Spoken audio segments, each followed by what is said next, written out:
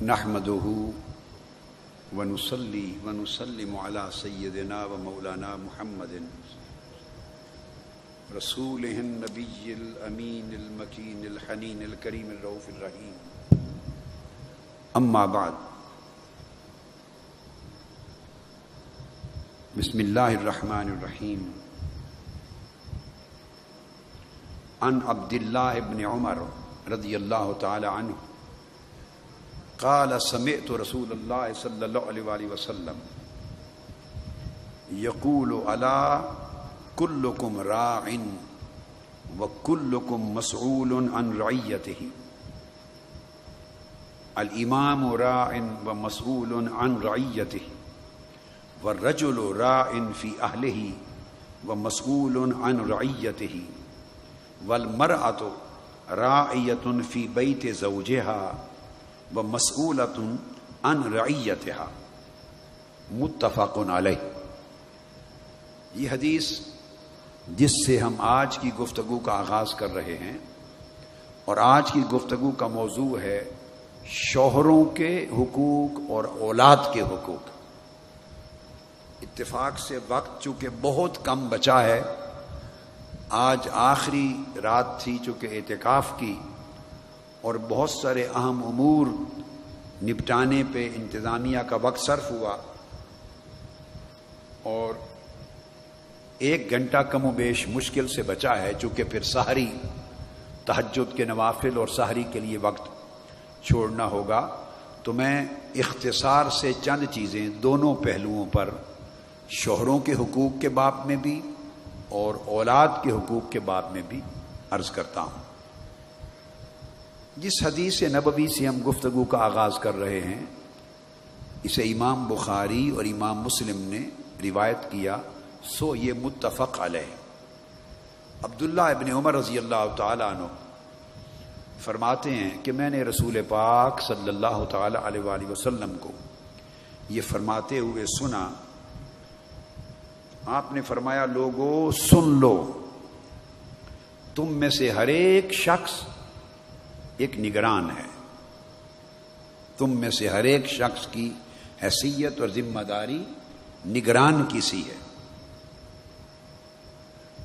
لہذا ہر شخص نگران بھی ہے اور اس ہر شخص کی ایک رعیت بھی ہے کہ جس کی نگرانی کرنا اس کی ذمہ داری میں ہے، لہذا اس سے اپنی رعایا کے متعلق سوال کیا جائے گا۔ قیامت کے دن پوچھا جائے گا کہ اس نے اپنے رعایا کا کتنا خیال رکھا، اپنی واجبات کتنے ادا کیے، اپنے حقوق کس طرح پورے کیے۔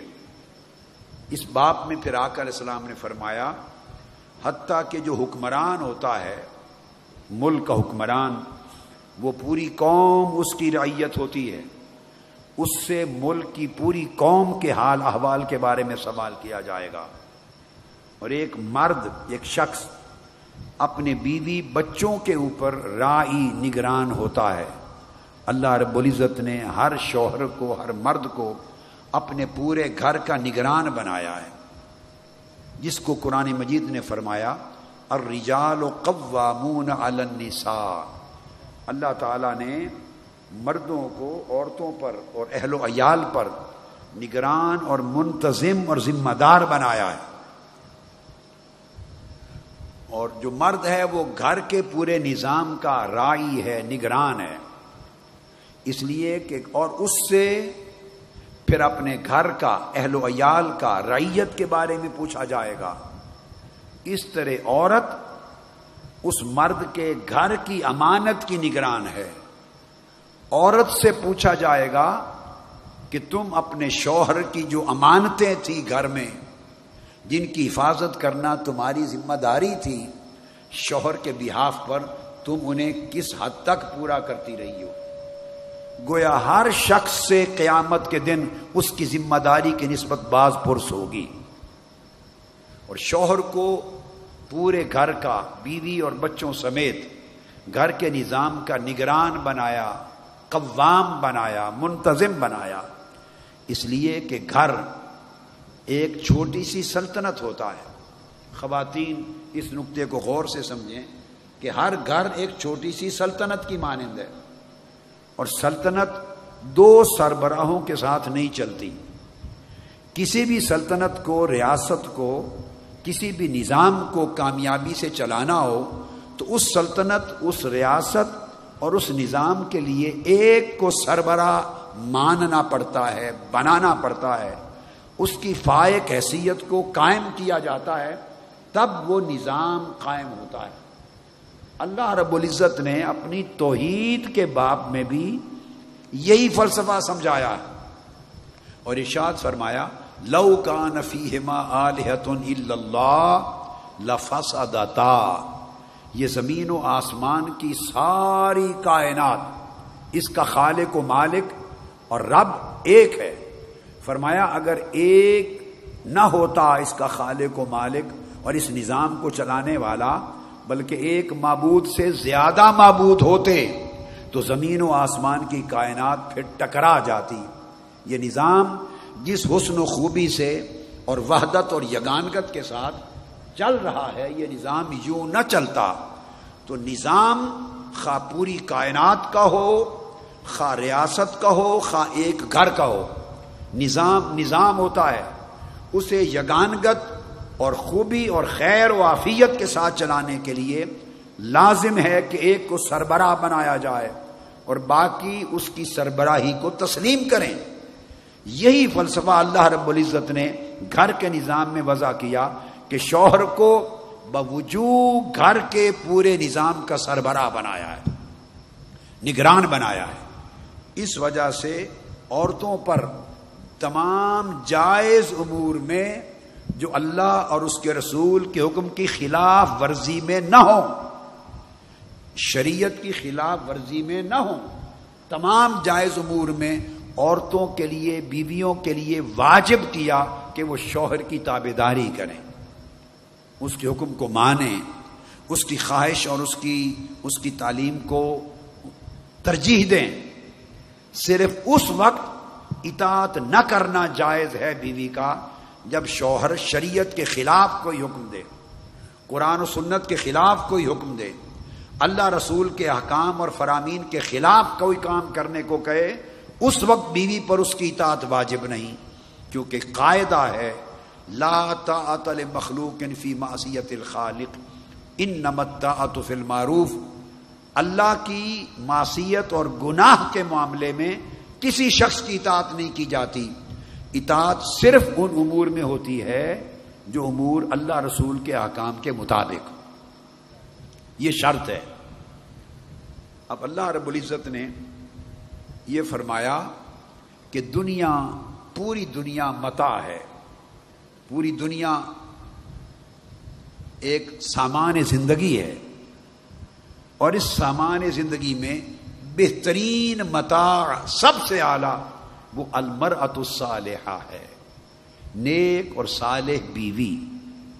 لہذا مرد کے حقوق میں سے اور بیوی کے فرائض اور واجبات میں سے ہے کہ وہ بیوی نیکی اور صالحیت کے ساتھ اپنی ازدواجی زندگی شوہر کے ساتھ بسر کرے، تاکہ دونوں کے باہمی تعلق، جیسے میں نے کل تفصیل سے کہا کہ بیویاں اگر شوہر بیوی کے حقوق قرآن و سنت کے اوامر و نواہی کے مطابق اگر پوری کرتا رہے حقوق شوہر، تو بیویاں شوہر کی اطاعت و فرما برداری کتاب و سنت کے مطابق کرتی رہیں تو گھر کی چھوٹی سی سلطنت جنت بن جاتی ہے۔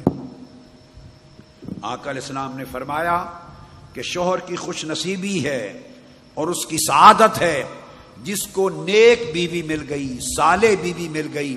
وہ بیوی جو عمل میں نیک ہے، وہ بیوی جو صالح ہے، وہ بیوی جس کا اخلاق اچھا ہے، جس کی طبیعت نرم ہے، جو شوہر کے ساتھ معاملت کرتی ہے، جو شوہر کی امانت کی حفاظت کرتی ہے، جو شوہر کو خوش رکھتی ہے، اس کے لیے گھر کو جنت بناتی ہے، یہ سعادت ہے اس مرد کی۔ اور فرمایا یہ بدبختی ہوگی اس شوہر کے لیے کہ جسے بد مزاج اور بری بیوی مل گئی، کہ جو شوہر کے گھر میں داخل ہوتے ہی ایک دنگا فساد قائم کر دے اور گھر کے پورے ماحول کو پراگندہ کر دے اور ہر وقت لڑائی جھگڑا کرے اور شوہر کی فرما برداری کو دل و جان اور ذہن سے تسلیم نہ کرے، اور وہ سربراہی جو اللہ اور اس کے رسول نے اس کو دی ہے گھر کی سلطنت پر اس کا انکار کرے، تو پھر گھر میں فساد ہوگا۔ فساد ہوگا تو ایسی بیوی کو اللہ نے اس ایسی بیوی کو کہا کہ وہ بیوی المرأۃ السوء، بری بیوی ہے، جس کی وجہ سے گھر جہنم بن جاتا ہے۔ یہی وجہ ہے کہ حضرت ثوبان روایت فرماتے ہیں کہ آقا علیہ الصلوۃ والسلام سے عرض کیا، یا رسول اللہ ای المال نتخذ، ہم کون سا مال حاصل کریں، کس مال کو اختیار کریں؟ آقا علیہ السلام سے پوچھا، آپ نے فرمایا 3 چیزیں ایسا اللہ کا مال ہیں، اگر وہ تمہیں مل جائیں تو تمہاری اس سے بڑھ کر سعادت کوئی نہیں۔ اللہ سے مانگو اور کوشش کرو کہ تمہیں یہ 3 چیزیں ملیں۔ فقال لیتخذ احدکم قلبا شاکرا، کوشش کرو کہ تم اللہ کے حضور سے مانگو کہ تمہیں اللہ کا شکر ادا کرنے والا دل مل جائے، ولسانا ذاکرا، اور ہر وقت اللہ کا ذکر اور اس کی یاد کرنے والی زبان مل جائے، وزوجتا مؤمنتا، اور نیک اور صالح مومن بیوی مل جائے۔ اور نیک اور صالح مومن بیوی کی علامت کیا ہے؟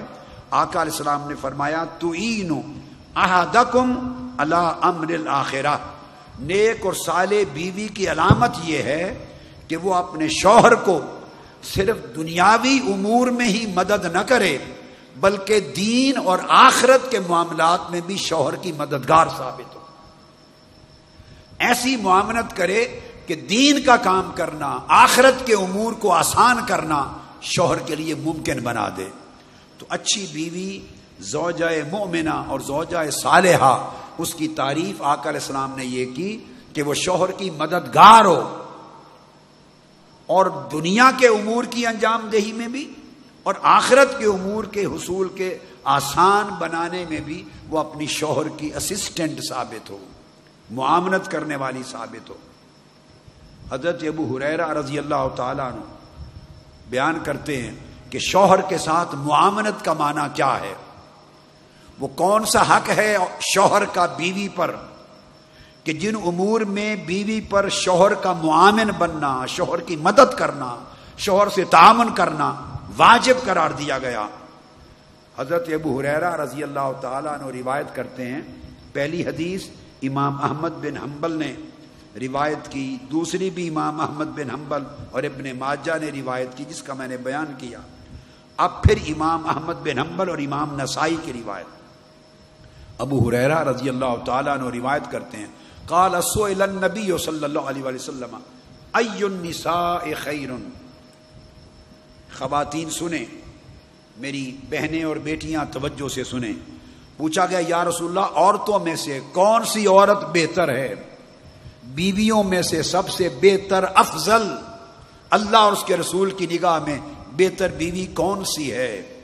آقا علیہ السلام نے فرمایا قال التی تسرہ اذا نظر الیہا وتطیعہ اذا امر ولا تخالفہ فیما یکرہ فی نفسہا ولا فی مالہ۔ آقا علیہ السلام نے فرمایا وہ بیوی سب سے بہتر ہے اور اس کی زندگی پر اللہ راضی اور اللہ کا رسول راضی ہے کہ جو ہمہ وقت اپنے شوہر کے لیے خوشی، راحت اور مسرت کا باعث بنے۔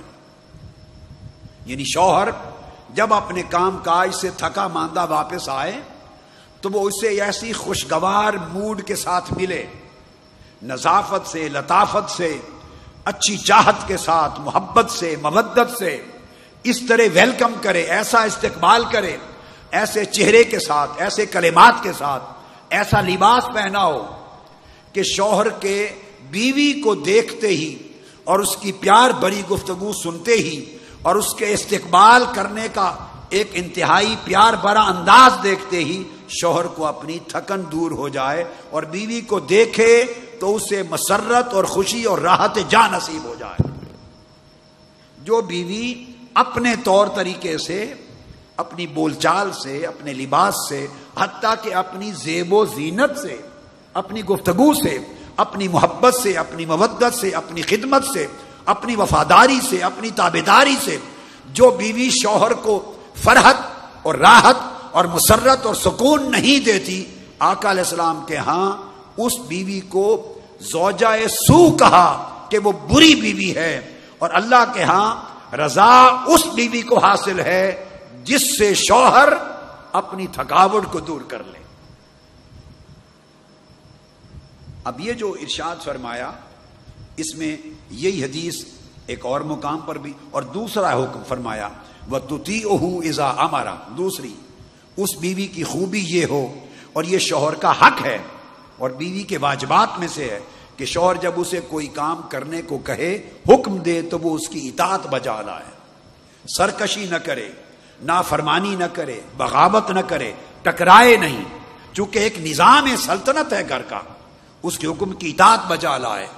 اور یہ بات میں واضح کر چکا ہوں، اطاعت صرف اس وقت واجب نہیں جب شوہر شریعت کے خلاف کوئی کام کرنے کا کہے، قرآن اور حدیث اور اللہ رسول کے احکام کے خلاف کوئی کہے تو اطاعت واجب نہیں، اور اگر اس کی خواہش ہے مگر وہ قرآن و سنت کے خلاف نہیں، اس کی خواہش ہے جو اسے خوشی دیتی ہے، فرحت دیتی ہے، سکون دیتی ہے، مسرت دیتی ہے، مگر وہ شریعت کے بھی تابع ہے اور شریعت کے مطابق ہے، تو اس خواہش کو پورا کرنا اور حکم کی اطاعت کرنا بیوی پر واجب ہے۔ یہ دوسرا حق ہے شوہر کا۔ اور بیوی کے فرائض میں سے لفظ استعمال کیا جب شوہر کے لیے استعمال کیا، فرمایا بیوی سے حسن سلوک کرے، بیوی سے بھلائی کرے، بیوی سے شفقت کرے، بیوی پر احسان کرے، بیوی سے محبت کرے، حسن سلوک کا لفظ استعمال کیا۔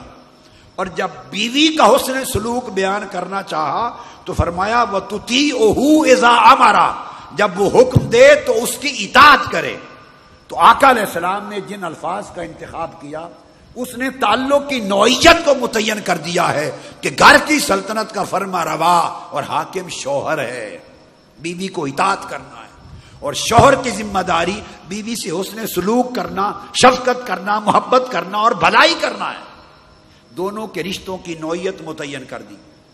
اور تیسری چیز فرمائی، اور اگر شوہر اسے کوئی بات کہے تو وہ عورت اس کی مخالفت نہ کرے، بشرطے کہ وہ بات خلاف شرع نہ ہو، مخالفت نہ کرے، نہ اپنی ذات کے معاملے میں نہ شوہر کے مال کے معاملے میں۔ مثلا شوہر کی خواہش ہے کہ میری بیوی ایسا لباس پہنے، ایسا عبایا پہنے، اچھی زیب و زینت کے ساتھ گھر میں رہے تاکہ اس کا دل خوش ہو، تاکہ اس کی نگاہ باہر نہ اٹھے، گناہ کی طرف رغبت نہ ہو، اس کا دین محفوظ ہو، اس کا ایمان محفوظ ہو۔ یہ شوہر کا حق ہے، اور عورت کا فرض ہے کہ اپنے شوہر کا ایمان محفوظ رکھے، اس کو اپنی طرف اٹریکٹ رکھے، ایسی خوشگوار بن کے رہے کہ شوہر بری سمت کہیں اور نگاہ اٹھانے کا تصور نہ کرے، اس کی ایسی اطاعت کرے کہ شوہر کی محبت و مودت بیوی کے ساتھ قائم رہے، اس کی نافرمانی سرکشی نہ کرے کہ طبیعت گھر میں مسلسل تعلقات خراب ہوں اور الٹیمیٹلی شوہر باہر گناہ کی طرف راغب ہو جائے۔ حضور علیہ الصلوۃ والسلام نے اسی نکتے کو پھر ارشاد فرمایا جسے حضرت ابو امامہ روایت کرتے ہیں۔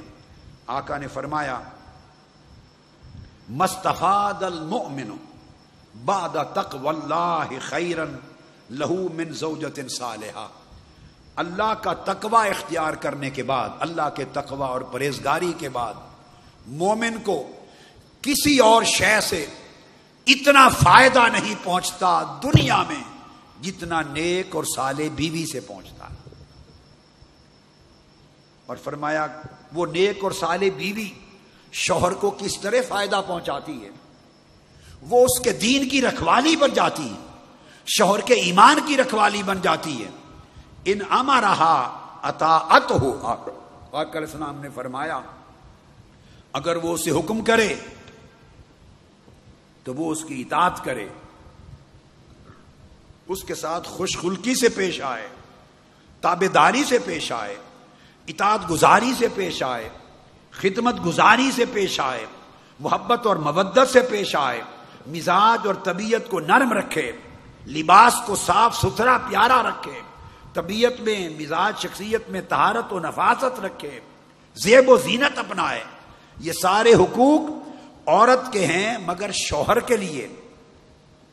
اور شوہر کے حقوق میں سے ہے کہ وہ زیب و زینت اور یہ سب کچھ اپنے شوہر کے لیے کرے، تاکہ شوہر کو فرحت اور مسرت اور راحت اور رغبت نصیب ہو اور قائم رہے بیوی کی طرف. اور دوسری بات آقا نے فرمائی وَإِن نَظَرَ إِلَيْهَا سَرَّتْ ہو، اس طرح بن سنور کے رہے گھر میں شوہر کے لیے کہ شوہر جب بیوی کو دیکھے تو اس کے دل میں فرحت و مسرت پیدا ہو جائے، اس کا دل اس کو دیکھنے کو کرے، اس کی قربت کو کرے، اس سے دوستی کو کرے، اور پھر اس کی طبیعت میں بھول کر بھی یہ خیال نہ آئے کہ وہ بدی کی طرف باہر کہیں اور نگاہ اٹھائے. اور چوتھی چیز اللہ آقا نے ارشاد فرمائی وَإِنْ أَقْسَمَ عَلَيَّ أَبَرَّتْ ہو، بیوی شوہر کی اتنی وفادار ہو، اتنی وفادار اور تابع دار ہو کہ اگر وہ اپنی بیوی کے اعتماد اور بھروسے پر قسم کھا لے شوہر، تو بیوی ہر صورت شوہر کی قسم پوری کر کے دکھائے. وَإِنْ غَابَ عَنْهَا نَصَحَتْهُ فِي نَفْسِهَا وَمَالِهِ، اور اگر شوہر کہیں چلا جائے تو بیوی اس کی عدم موجودگی میں اپنی جان اور عزت و آبرو کی بھی حفاظت کرے اور شوہر کے مال کی بھی حفاظت کرے، شوہر کے حقوق میں کہیں خیانت نہ کرے. یہ جو آقا علیہ الصلوۃ والسلام نے حکم فرمایا کہ بیوی ایسے بن کے رہے، یہ شوہر کے حقوق میں سے ہے اور بیویوں پر واجبات میں سے ہے کہ وہ ایسے بن کے رہے کہ شوہر کو راحت و فرحت کا سامان بنے. ہماری سوسائٹی کی بہنیں، بیٹیاں، خواتین توجہ سے سنیں کہ ہمارے ہاں بدقسمتی سے چونکہ معاشرے میں دین نہیں رہا، ماں باپ تک اپنی اولاد کو دین کی تعلیم دینے سے قاصر ہو گئے، سوسائٹی بے دینی اور کفر کی آماجگاہ بن گیا ہے. لہذا بچیاں، خاص طور پر تحریک منہاج القرآن کے وابستگان، منہاج القرآن کی بیٹیاں، منہاج القرآن کی طالبات، منہاج القرآن ویمن لیگ کی کارکنان، بیٹیاں، بہنیں، اور آپ سب رفقا کی بیٹیاں اور بہنیں، اور امت محمدی کے ہر گھرانے کی بیٹیاں، بطور خاص میرا پیغام سنیں کہ بننا، سنورنا، خوبصورت لباس کا پہننا اور زیب و زینت، یہ سب کچھ حق ہے بیوی کا، مگر یاد رکھ لیں فقط اپنے شوہر کے لیے. بدقسمتی سے ہماری سوسائٹی کے حالات یہ ہیں کہ شوہر کے ساتھ گھر میں جھگڑا ہوتا ہے، فساد ہوتا ہے، نافرمانی ہوتی ہے، سرکشی ہوتی ہے، اور گھر میں میں نے بہت گھرانوں میں دیکھا ہے بعض اوقات بڑے گندے لباس کے ساتھ بیویاں پھرتی رہتی ہیں، جس لباس سے کچن کی صفائی کی، کام کاج کیا، گھر بار کا کام کیا، گھر میں نظافت کا، لطافت کا، لباس کا، زیب و زینت کا خیال نہیں کرتی. جب گھر سے باہر جانے کا وقت آتا ہے تو میک اپ کرتی ہیں، میک اپ کرتی ہیں، لباس بھی شاندار پہنتی ہیں، اور ابائے پہننے والی ابائے بھی بہترین پہنتی ہیں، اور ٹائٹ قسم کے لباس پہنتی ہیں. تو باہر جاتے ہوئے یہ زیب و زینت میں معاشرے کی بیٹیوں سے پوچھتا ہوں کس کے لیے؟ کس کے لیے؟ یہ زیب و زینت اللہ رسول نے حلال کی تھی آپ کے لیے، فقط شوہر کے لیے. جس کے لیے حلال کی تھی اسے تو یہ مہیا نہ کی، اور باہر جا کے زیب و زینت دکھانا تو حرام ہے. دوزخ خریدنا ہے، جہنم کی آگ خریدنا ہے.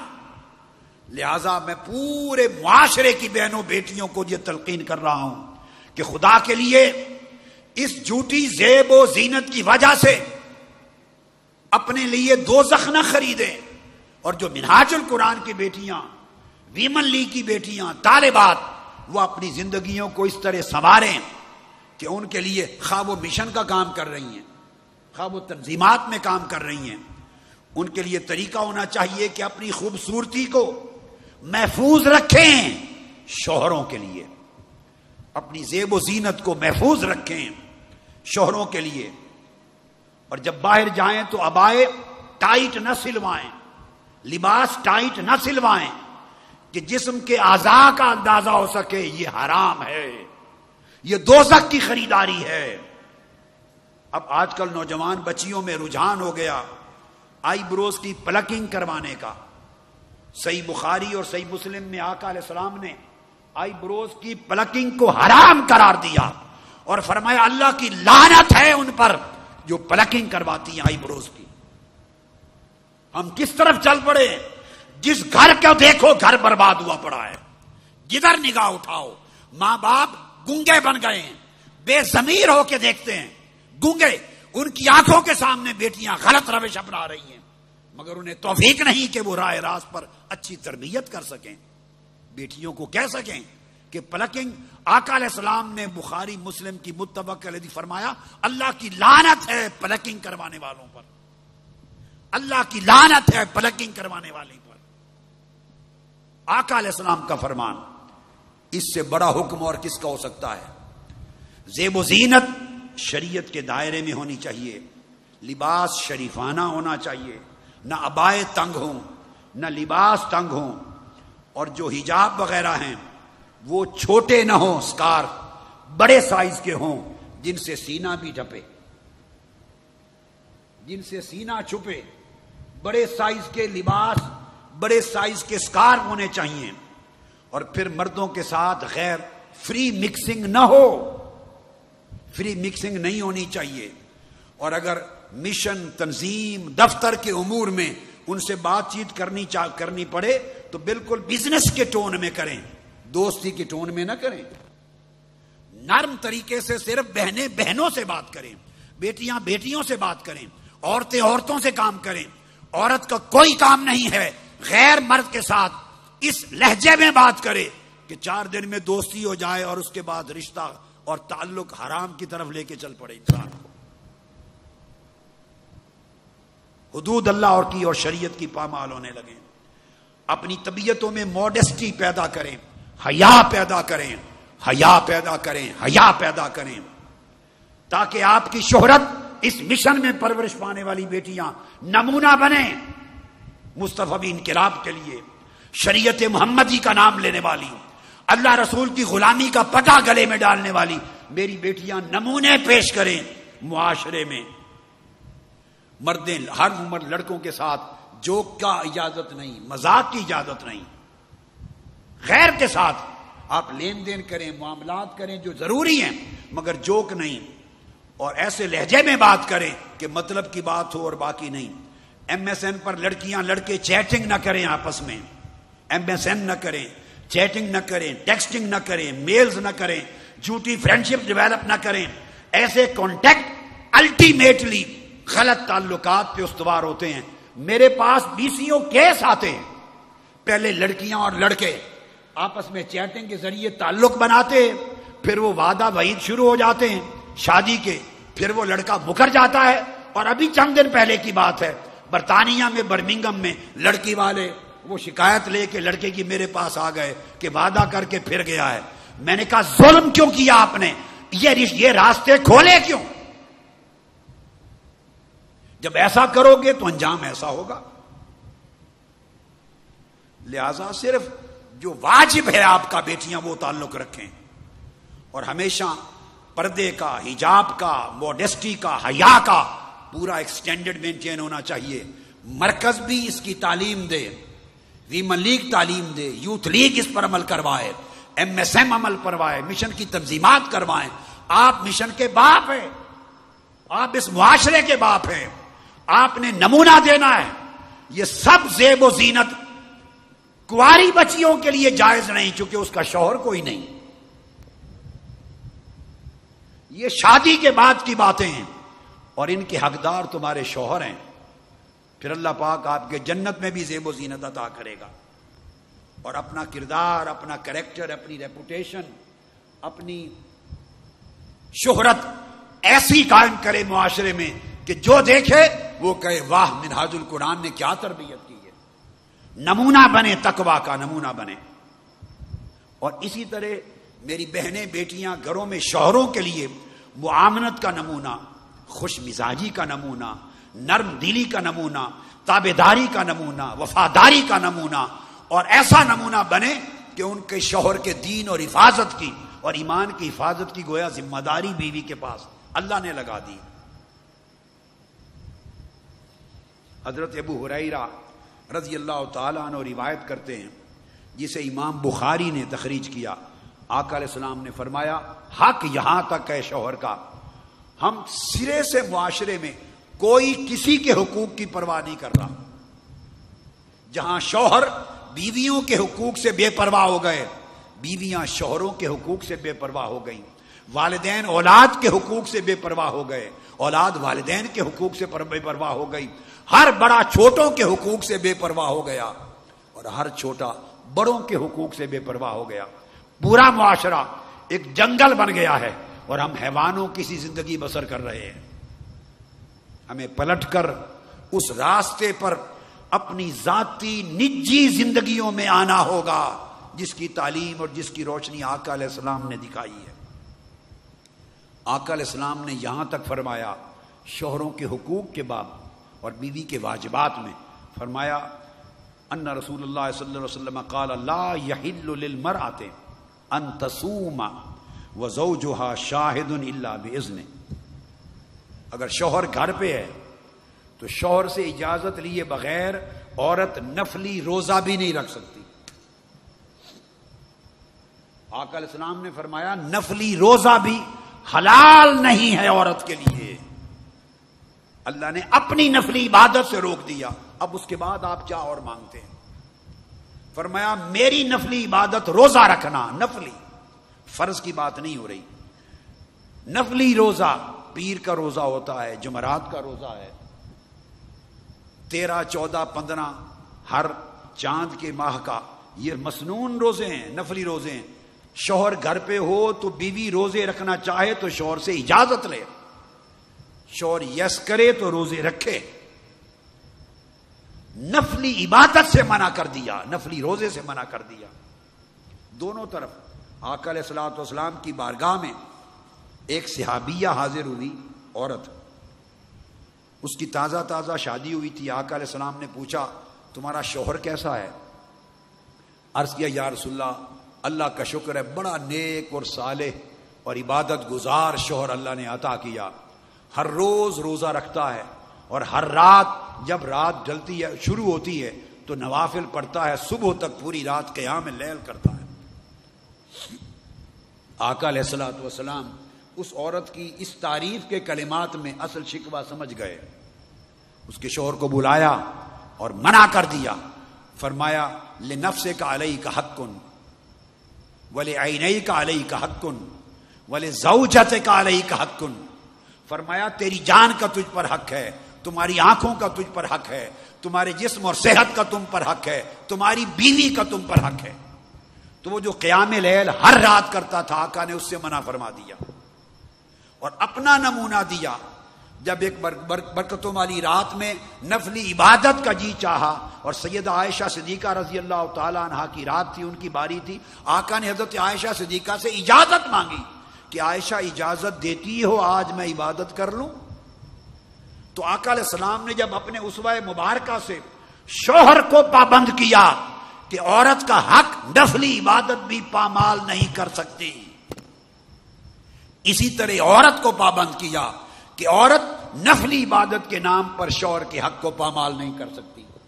اگر روزہ رکھنا چاہے، رات آئے اور قیام اللیل پہ کھڑی ہو جائے نفلوں پر، اور مرد ناراض ہے، اس کا قیام لیل قبول نہیں کیا جائے گا، رد کر دیے جائیں گے، وہ نفلی روزے رد کر دیے جائیں گے۔ اور لفظ دیکھیں، فرمایا لا یحل للمرأة ان تصوم، عورت کے لیے حلال نہیں ہے، گویا اس کا نفلی روزہ قبول نہیں ہوگا کہ شوہر گھر میں ہے اس کی اجازت کے بغیر کر لے۔ ولا تأذن فی بیتہ الا باذنہ، اسی طرح اس کے لیے حلال نہیں کہ کسی شخص کو گھر میں آنے دے بغیر شوہر کی اجازت کے، اور جس کو شوہر پسند نہیں کرتا عورت کا حق نہیں کہ اس شخص کو گھر میں آنے دے۔ وما انفقت من نفقۃ عن غیر امرہ فإنہ یؤدی الیہ شطرہ، صحیح بخاری کی روایت۔ اور اگر عورت نے شوہر کی اجازت کے بغیر اللہ کی راہ میں خرچ کیا، صدقہ اور خیرات کیا، تو اس کا بھی آدھا ثواب شوہر کو جائے گا۔ اس سے مراد وہ پیسہ ہے جو عورت نے دیا، جو مرد نے دیا تھا شوہر نے بیوی کو، خواہ گھر کے خرچے کے لیے، خواہ اس کی پاکٹ منی کے طور پہ، ذاتی اخراجات کے لیے، اس کے ذاتی خرچے کے لیے دیا تھا، شوہر نے دیا تھا، بیوی اس مال کی، پیسے کی مالک تھی، مگر شوہر کو بتائے بغیر یا اجازت کے بغیر اس میں سے صدقہ اور خیرات بھی کیا، اجازت ہے، مگر اس کا آدھا ثواب شوہر کو ملے گا، آدھا بیوی کو ملے گا، چونکہ پیسے شوہر کے دیے ہوئے تھے۔ اور اگر اس کی اپنی کمائی تھی، بیوی کا اپنا بزنس ہے، اپنا جاب ہے، اپنی کمائی ہے، شوہر کے دیے ہوئے پیسے نہیں، اس میں سے صدقہ خیرات کرے تو سارا کا سارا ثواب اسی بیوی کا ہے، چونکہ اسی کا اجر ہے، اسی کا عمل۔ عبد الرحمن بن عوف رضی اللہ تعالیٰ عنہ روایت کرتے ہیں کہ آقا علیہ الصلوۃ والسلام نے فرمایا اذا صلت المرأة خمسها، آقا علیہ السلام نے 4 چیزیں بیان کی کہ عورت اگر جنت میں جانا چاہتی ہے، جنتی بننا چاہتی ہے تو کیا کرے۔ آقا علیہ السلام نے فرمایا 4 چیزیں کر دے وہ عورت جنت میں جائے گی۔ میری بہنیں، بیٹیاں، اس معاشرے کی خواتین سنیں، آقا علیہ السلام نے فرمایا 4 کام کر دے عورت، ایک بیوی 4 کام کرتی رہے عمر بھر، وہ جنت میں جائے گی۔ کیا؟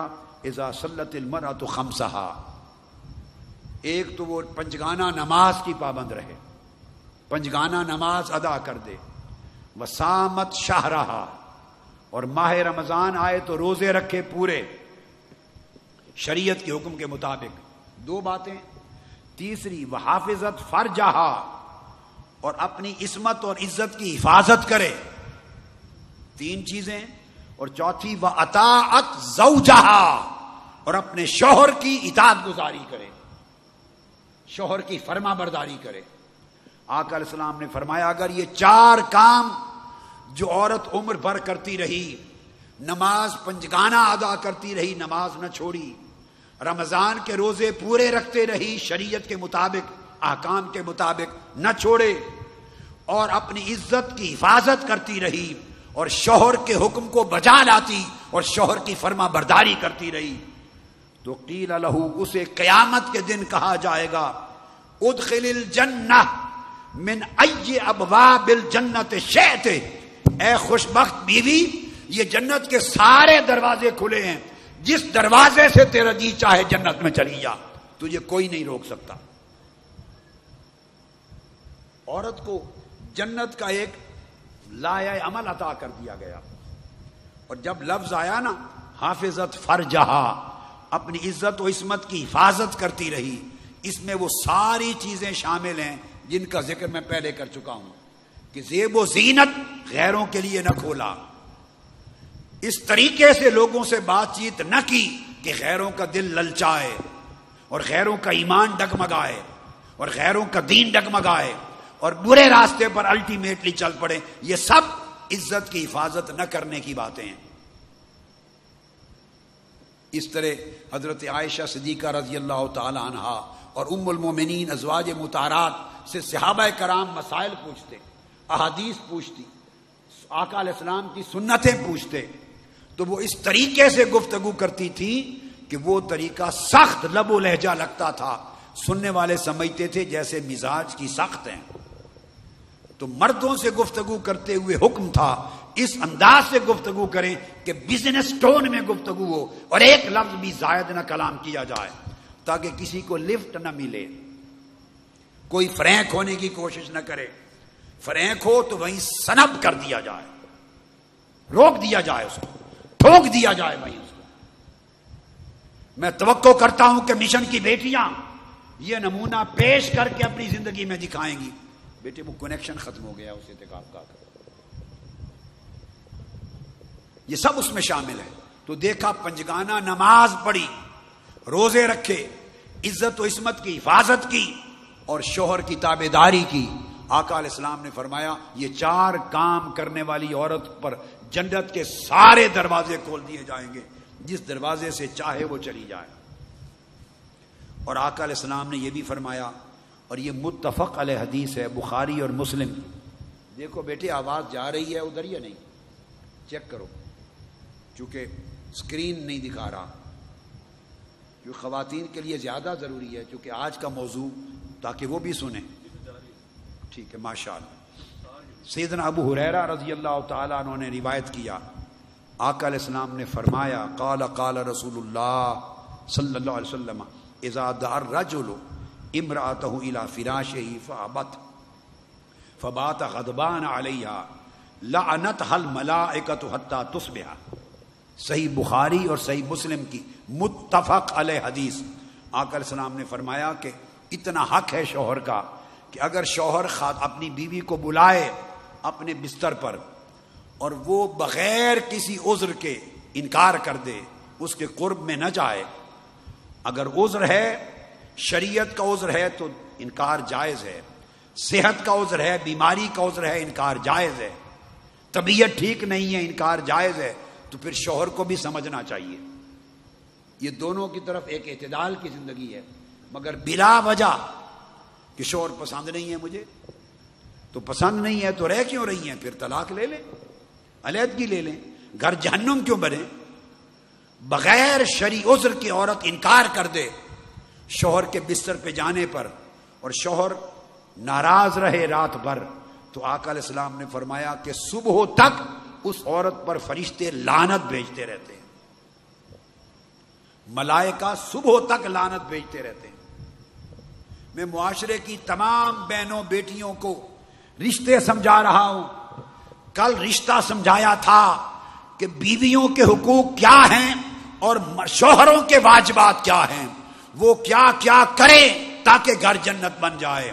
آج سوسائٹی کی بہنوں اور بیٹیوں کو سمجھا رہا ہوں وہ کس طرح کی ازدواجی زندگی گزاریں اور شوہروں کے حقوق پورے کریں کہ گھر جنت بن جائے اور دونوں کو اللہ پاک جنت کا راستہ عطا کر دے. پھر ایک اور حدیث میں جو صحیح مسلم میں ہے، آقا علیہ السلام نے فرمایا، والذی نفسی بیدہ، اس رب کی قسم جس کے قبضہ قدرت میں میری جان ہے، ما من رجل یدعو امرأتہ الی فراشها فتأبى علیہ الا کان الذی فی السماء ساقطا علیہا حتی یرضى عنہا.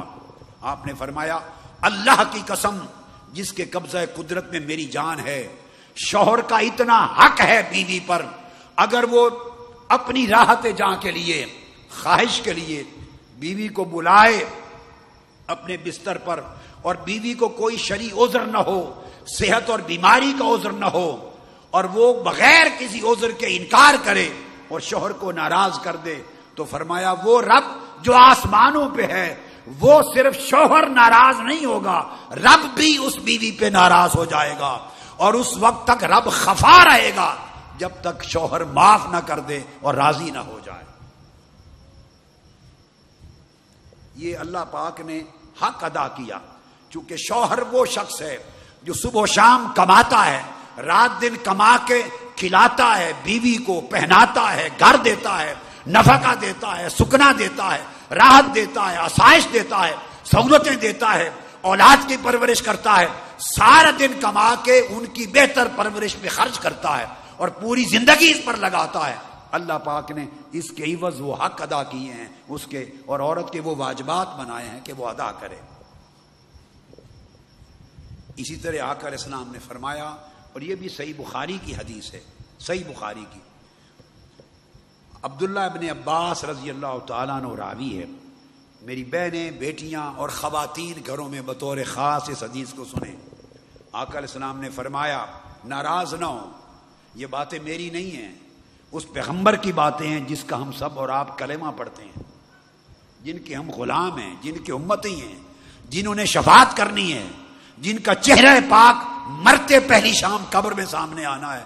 آقا علیہ السلام کے فرمودات سنا رہا ہوں. مرد ہوں، شوہر ہوں یا عورتیں، دونوں اپنے اپنے احوال درست کر لیں، اپنے رویے درست کر لیں اور تابع ہو جائیں تاجدار کائنات صلی اللہ تعالی علیہ وآلہ وسلم کے. اس سے آپ سب کے گھر جنت بن جائیں گے. آقا نے فرمایا صلی اللہ علیہ وسلم، اریت النار فَإِذَا اکثر اہلها النساء، فرمایا مجھے دوزخ دکھائی گئی اور میں نے کثرت کے ساتھ وہاں عورتوں کو دیکھا. یکفرنا، کیوں؟ وجہ بتائی کہ وہ ناشکری کرتی ہیں.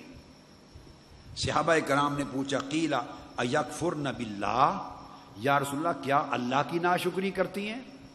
آقا علیہ السلام نے فرمایا نہیں، اللہ کی ناشکری کی وجہ سے نہیں. اللہ کی ناشکری تو مرد بھی اتنی کرتے ہوں گے جتنی عورتیں کرتی ہیں، شوہر بھی اتنی کرتے ہوں گے جتنی بیویاں کرتی ہیں. مردوں بیویوں میں فرق نہیں ہے، مزاجوں طبیعتوں میں نہیں، وہ شوہروں کی ناشکری کرتے ہیں. اس وجہ سے قال یکفرن العشیر، اپنے شوہروں کی ناشکری کرتی ہیں. آواز زیادہ کریں. ویکفرن الاحسان، آواز بیٹے زیادہ. اور شوہروں کے احسان پر ناشکری کرتی ہیں. اور آقا علیہ السلام نے فرمایا لو احسنت الی احداہن الدہر ثم رأت منک شیئا قالت ما رأیت منک خیرا قط. اس عادت نے انہیں دوزخ میں جا پہنچایا کہ اگر ساری زندگی شوہر ان کی ساری باتیں مانتا رہے، جو مانگیں ان کی ہر مراد پوری کرتا رہے، لباس لا کے دیتا رہے، کھانا پینا دیتا رہے، خوش خلقی کرتا رہے، بھلائی کرتا رہے، ہر راحت دیتا رہے، ہر سہولت دیتا رہے، ان کی ہر خواہش پوری کرتا رہے، مگر ایک دن ان کی خواہش پوری نہیں ہوئی، ان کا جو مطلب مراد تھی پورا نہیں ہوا، یا شوہر سے ایک دن کوئی کمزوری خرابی دیکھ لی تو پھر غصے میں آ کے کہتی ہیں کہ میں نے ساری زندگی تمہارے اندر کوئی بھلائی دیکھی نہیں، ساری زندگی میں نے کیا پایا، تو نے مجھے کیا دیا، پوری عمر تو نے میری پرواہ ہی نہیں کی. وہ ایک ناراضگی میں عمر بھر کے سارے احسانات پہ پانی پھیر دیتی ہیں. اور یہ ایک ایسا رویہ ہے کہ بہت کثرت کے ساتھ گھروں میں دیکھا گیا. اگر عورتیں اس عادت پہ کنٹرول کر لیں کہ جس سے عمر بھر خیر ملی، محبت ملی، مودت ملی، آسائش ملی، سہولت ملی، پیسہ ملا، عزت ملی، ہر خدمت ملی، اگر دو چار باتیں حسب خواہش آپ کی پوری نہیں بھی ہوئی تو ناشکری نہیں کرنی چاہیے. اس پر اللہ رب العزت اتنا راضی ہوتا ہے کہ پھر جنت کا راستہ عطا کرتا ہے. یہ وہ بنیادی چیزیں ہیں جو مردوں کے حقوق میں آقا علیہ الصلوۃ والسلام نے عطا کی. احادیث نبوی میں جگہ جگہ، اور حضور علیہ الصلوۃ والسلام نے یہاں تک فرما دیا، ترمذی میں حدیث ہے، ام سلمہ رضی اللہ تعالی عنہ راوی ہے، فرمایا ایما امرأۃ ماتت وزوجها عنها راض دخلت الجنہ. یہ حدیث حسن ہے. امام ترمذی، امام ابن ماجہ، ابو یعلا، ابن ابی شیبہ، حاکم، طبرانی، بہقی سب نے روایت کی. آقا علیہ السلام نے فرمایا وہ عورت جو اس حال میں مری، جس کی ڈیتھ ہو گئی، وفات پائی، اس حال میں کہ اس کی خدمت گزاری اور وفاداری اور تابع داری سے اس کا شوہر راضی تھا، اس کا شوہر راضی تھا، اس نے عمر بھر اتنی خدمت اور تابع داری وفاداری سے زندگی گزاری کہ شوہر کو راضی کر کے عورت کی وفات ہوئی. آقا نے فرمایا داخلت الجنہ، وہ عورت جنت میں جائے گی. یعنی شوہر کی جو ایسی خدمت ہے وہ عورت کے لیے جنت کی کا راستہ بن جائے گی، جنت کا وسیلہ بن جائے گی. یہ وہ بنیادی چیزیں ہیں، بنیادی جو خواتین کے لیے لازم ہیں اپنی زندگیوں میں تبدیلی لائیں اور اپنائیں. شوہروں کے ان حقوق میں سے ہیں جن کو اللہ اور اللہ کے رسول نے مقرر فرمایا ہے، اور بیویوں کے ان واجبات میں سے ہے کہ جن کو کسی قیمت پہ نظر انداز کر کے بھی اللہ رب العزت بیویوں کو خیر عطا نہیں کر سکتا. اب یہاں شوہر اور بیوی دونوں کی مشترک کچھ واجبات ہیں ان کی اولاد کے باب میں، حقوق ہیں اولاد کے، اور میاں بیوی چونکہ اولاد کے والدین ہیں، اب ان کا بھی ذکر چاہتا ہوں کر لوں تاکہ فیملی کا یونٹ مکمل ہو جائے. آج خوش ہو گئے پھر، آج فیملی کا یونٹ مکمل ہو جائے. والدین کے بھی حقوق اللہ نے رکھے ہیں ماں باپ پر، اور وہ ماں باپ پر واجبات ہیں. ان میں سب سے پہلا آقا علیہ الصلوۃ والسلام کی سنن سے ہی میں چونکہ بات کو کر دوں، ابو موسیٰ اشعری رضی اللہ تعالیٰ عنہ روایت کرتے ہیں فرمایا کہ میرے گھر بیٹا پیدا ہوا، ولد علی غلام فاتیت بہ النبی صلی اللہ علیہ وآلہ وسلم، میں اسے لے کے آقا کی بارگاہ میں حاضر ہوا، فسماہ ابراہیم، تو آقا علیہ السلام نے اس کا نام ابراہیم رکھا۔ تو سب سے پہلا حق سن لیں اولاد کا، ماں باپ پر سب سے پہلا حق یہ کہ بیٹا ہو یا بیٹی اس کا نام انبیاء کے ناموں پہ رکھا جائے، اہل بیت اطہار کے ناموں پہ رکھا جائے، صحابہ کرام کے ناموں پہ رکھا جائے، صحابیات کے ناموں پہ رکھا جائے، صالحات کے ناموں پہ رکھا جائے، اولیاء مقربین اور مقربات کے ناموں پر۔ نیک جو ہو گزرے مقرب بندے اور اللہ کی مقرب بندیاں، ان کے ناموں پر نام رکھنا آقا علیہ السلام کی سنت ہے، اور یہ اولاد کا پہلا حق ہے۔ جب بچہ پیدا ہوتا ہے اس کے بس میں تو کچھ نہیں، ماں باپ جو نام چاہیں رکھ دیں، اور بے شمار بچوں کے نام میں ایسے سنتا ہوں جن کا معنی ہی کوئی نہیں ہوتا، سرے سے کوئی معنی ہی نہیں، بس ایسے لفظ پسند آیا رکھ دیا۔ یہ بیکار ناموں سے گریز کریں۔ جب نام چنیں انبیاء کے ناموں میں سے، صحابہ کے ناموں میں سے، اہل بیت کے ناموں سے، اولیاء کے ناموں سے، صالحین کے ناموں میں سے، اور صحابیات کے ناموں سے، صالحات کے ناموں سے، یا ایسا نام ہو جس کا ایک معنی ہو اور برکت والا معنی ہو۔ اگر ان کے ناموں پر نہ بھی ہو تو ایسا نام رکھیں جو بابرکت معنی جس کے اندر پایا جائے، بیکار بے معنی نام نہ رکھا جائے۔ خیبر پختونخوا میں اس پر خوب عمل ہوتا ہے، ہمارے یہاں باقی جگہوں پر نہیں۔ میں بنو میں گیا، بنو میں وہاں ایک وفد مجھ سے ملا، میں نے پوچھا وفد کے جو سردار تھے ان کا نام کیا ہے؟ انہوں نے کہا حضرت علی۔ وہ صرف علی نہیں، پورا حضرت علی نام رکھا بچے کا، ماں باپ نے رکھا تھا تو حضرت علی چلے آ رہے۔ تھوڑی دیر بعد دوسرا وفد آیا، میں نے پوچھا ان کا نام کیا ہے؟ انہوں نے کہا رسول خان۔ میں تو ڈر ہی گیا کہ اب تیسرا وفد نہیں آئے، کیونکہ اوپر ایک ہی ذات رہ گئی، رسول خان۔ میں نے آ کر یہ بات مرکز پہ سنائی، منہاج القرآن کے ہیڈ کوارٹر پہ سنائی، بھائی اس طرح ایک حضرت علی ملا اور اس کے بعد آگے رسول خان آ گیا۔ پھر میں نے نام پوچھنا بند کر دیا، ڈر گیا کہ پتہ نہیں آگے کیا آ جائے۔ تو مرکز کے لوگ ہنس پڑے، انہوں نے کہا جی آپ کو وہاں پوچھنے کی ضرورت نہیں، ہمارے ہاں خود موجود ہیں۔ مجھے وہ کون؟ کہتے ہیں ہمارے جو مسکین فیض الرحمان صاحب ہیں، انہوں نے اپنے بیٹے کا نام رکھا ہوا حضرت رحمان۔ ہمارے مسکین فیض الرحمان صاحب، ان کے بیٹے کا نام حضرت رحمان ہے۔ ایک اور عزیز ہے ہمارا، اس کا نام ہے قدرت اللہ، اس کو اللہ نے بیٹا دیا، اس نے نام رکھ دیا جبرائیل۔ میں نے کہا کہیں اگلے بیٹے کا نام اسرائیل نہ رکھ دینا۔ تو مقصد بات کا یہ ہے کہ عربوں میں عادت ہے ہمیشہ انبیاء صلحاء کے ناموں پہ نام رکھتے ہیں، صالحات کے ناموں پہ نام رکھتے ہیں، بس آج حضرت وغیرہ نہیں لگانا چاہیے۔ ایک شخص میاں والی میں میری پوسٹنگ ہوئی تو میرے ساتھ وہ خدمت کے لیے متعین تھا سرکاری، اس سے میں نے پوچھا آپ کا کیا نام ہے؟ اس نے کہا افغانستان خان۔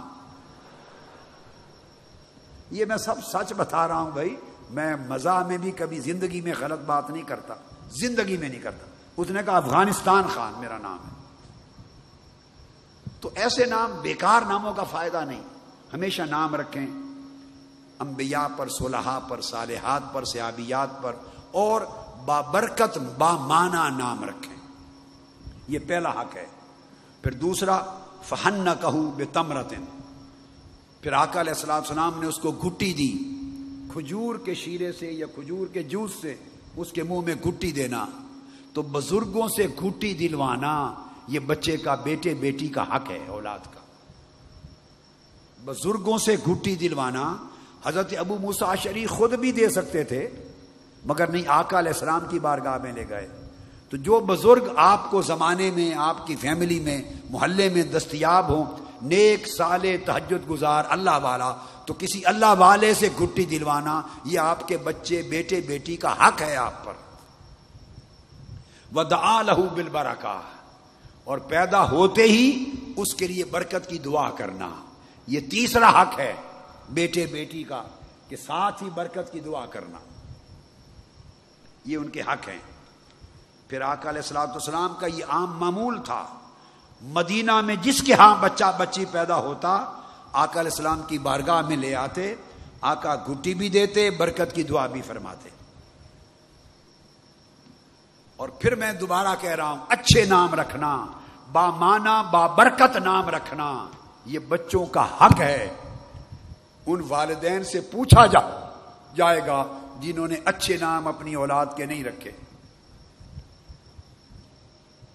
دیکھو نا، جو سکھ ہیں، سکھ لوگ، ان کے ہاں ہر چیز کے ساتھ سنگھ لگا دیں تو نام بن جاتا ہے، ککر سنگھ، گنڈا سنگھ، ڈنڈا سنگھ، جو چاہیں سنگھ لگا دیں۔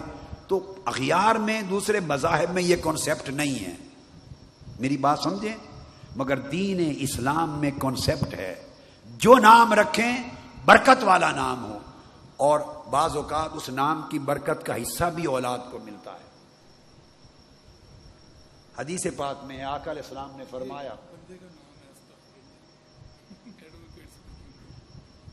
انہوں نے خود اپنا بھیجا ہے، ابھی آئے ہوئے ہیں، انہوں نے خود اپنا کارڈ بھیجا ہے، انہوں نے بتایا ہے کہ میرا نام میرے والدین نے رکھا استغفر اللہ۔ یہ بیٹھے ہوئے ہیں یہاں پر کھڑے ہیں، اچھا ان کے پاس دوست ہیں، انہوں نے کارڈ بھیجا، ان کا نام استغفر اللہ۔ چلو یہاں تک درست ہے، کہیں اعوذ باللہ نہ رکھ دیں، کہیں لا حول ولا قوت الا باللہ نہ رکھ دیں۔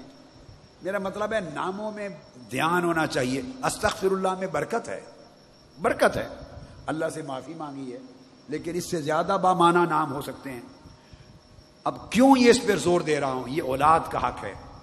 مسند امام احمد میں، ابو داؤد میں، دارمی میں حدیث، ابو الدرداء رضی اللہ تعالیٰ عنہ راوی ہیں، آقا علیہ السلام نے فرمایا، سنو، اچھے نام رکھنے پر کیوں زور دے رہا ہوں؟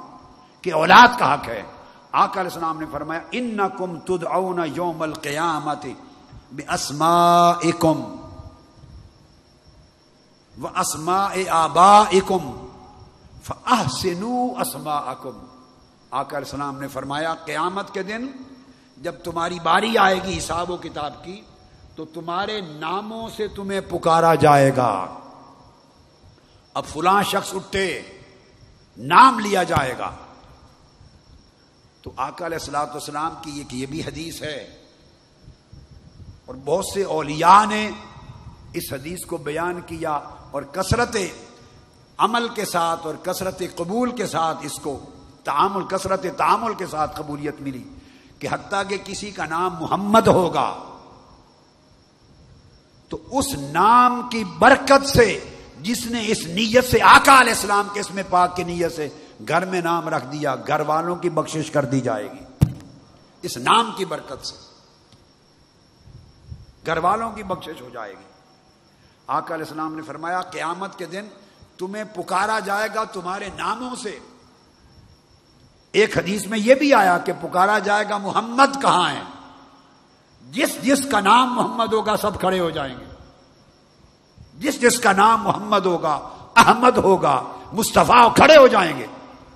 ملائکہ کہیں گے، بھئی آپ کو نہیں بلایا تھا، وہ اور محمد تھے، لیکن کھڑے ہو گئے۔ اب چونکہ تم نے انہی کے نام پہ نام رکھ لیا ہے، تم بھی، تمہاری بخشش آقا کے نام کے صدقے شفاعت کر دی جائے گی۔ تو نیک ناموں میں برکت ہے۔ آقا علیہ السلام نے فرمایا کہ تمہیں تمہارے ناموں سے اور تمہارے آباء و اجداد کے ناموں سے پکارا جائے گا، تمہارے نام سے، تمہارے فلاں بن فلاں پکارا جائے گا۔ اس لیے فرمایا اچھے نام رکھا کرو۔ آقا علیہ السلام نے حکم دیا، فاحسنوا اسماءکم، اچھے نام رکھا کرو۔ اور آقا علیہ الصلوۃ والسلام کی اپنی سنت یہ ہے، حضرت عائشہ صدیقہ روایت فرماتی ہیں جامع ترمذی میں، ان النبی صلی اللہ علیہ وآلہ وسلم کان یغیر الاسم القبیح، جب کوئی شخص آپ کے پاس آتا اور اس کا نام پوچھتے، اور اس کا نام اگر غلط ہوتا، بے معنی ہوتا، اور وہ نام بے برکت ہوتا، برا نام ہوتا، تو آقا علیہ السلام خود اس کا نام تبدیل فرما دیتے تھے، بدل کر اچھا نام رکھ دیتے تھے۔ آقا علیہ السلام کبھی بھی بے معنی یا برے نام کو نہیں رہنے دیتے تھے۔ بدل دیتے تھے. یہ پہلے حقوق تھے. اس کے بعد آگے اولاد کا حق پیدا ہوتے ہی دائیں کان میں اذان کہنا اور بائیں کان میں اقامت کہنا. ابو رافع رضی اللہ تعالیٰ عنہ روایت کرتے ہیں مسند احمد اور سنن ابی داؤد اور ترمذی میں. وہ فرماتے ہیں کہ میں نے دیکھا آقا علیہ الصلوۃ والسلام جو ہی حسن مجتبی امام حسن پیدا ہوئے تو سیدہ کائنات حضرت فاطمہ الزہرا رضی اللہ تعالی عنہا ان کے ہاں جو ہی تولد ہوا تو آقا علیہ السلام نے ان کے دائیں کان میں اذان پڑھی. اور ایک حدیث میں دائیں کان میں اذان پڑھی اور بائیں کان میں اقامت کہی.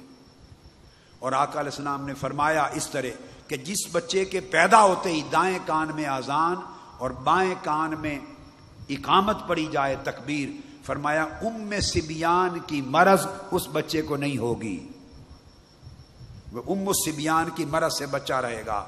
یہ ابو یعلا کی مسند کی حدیث.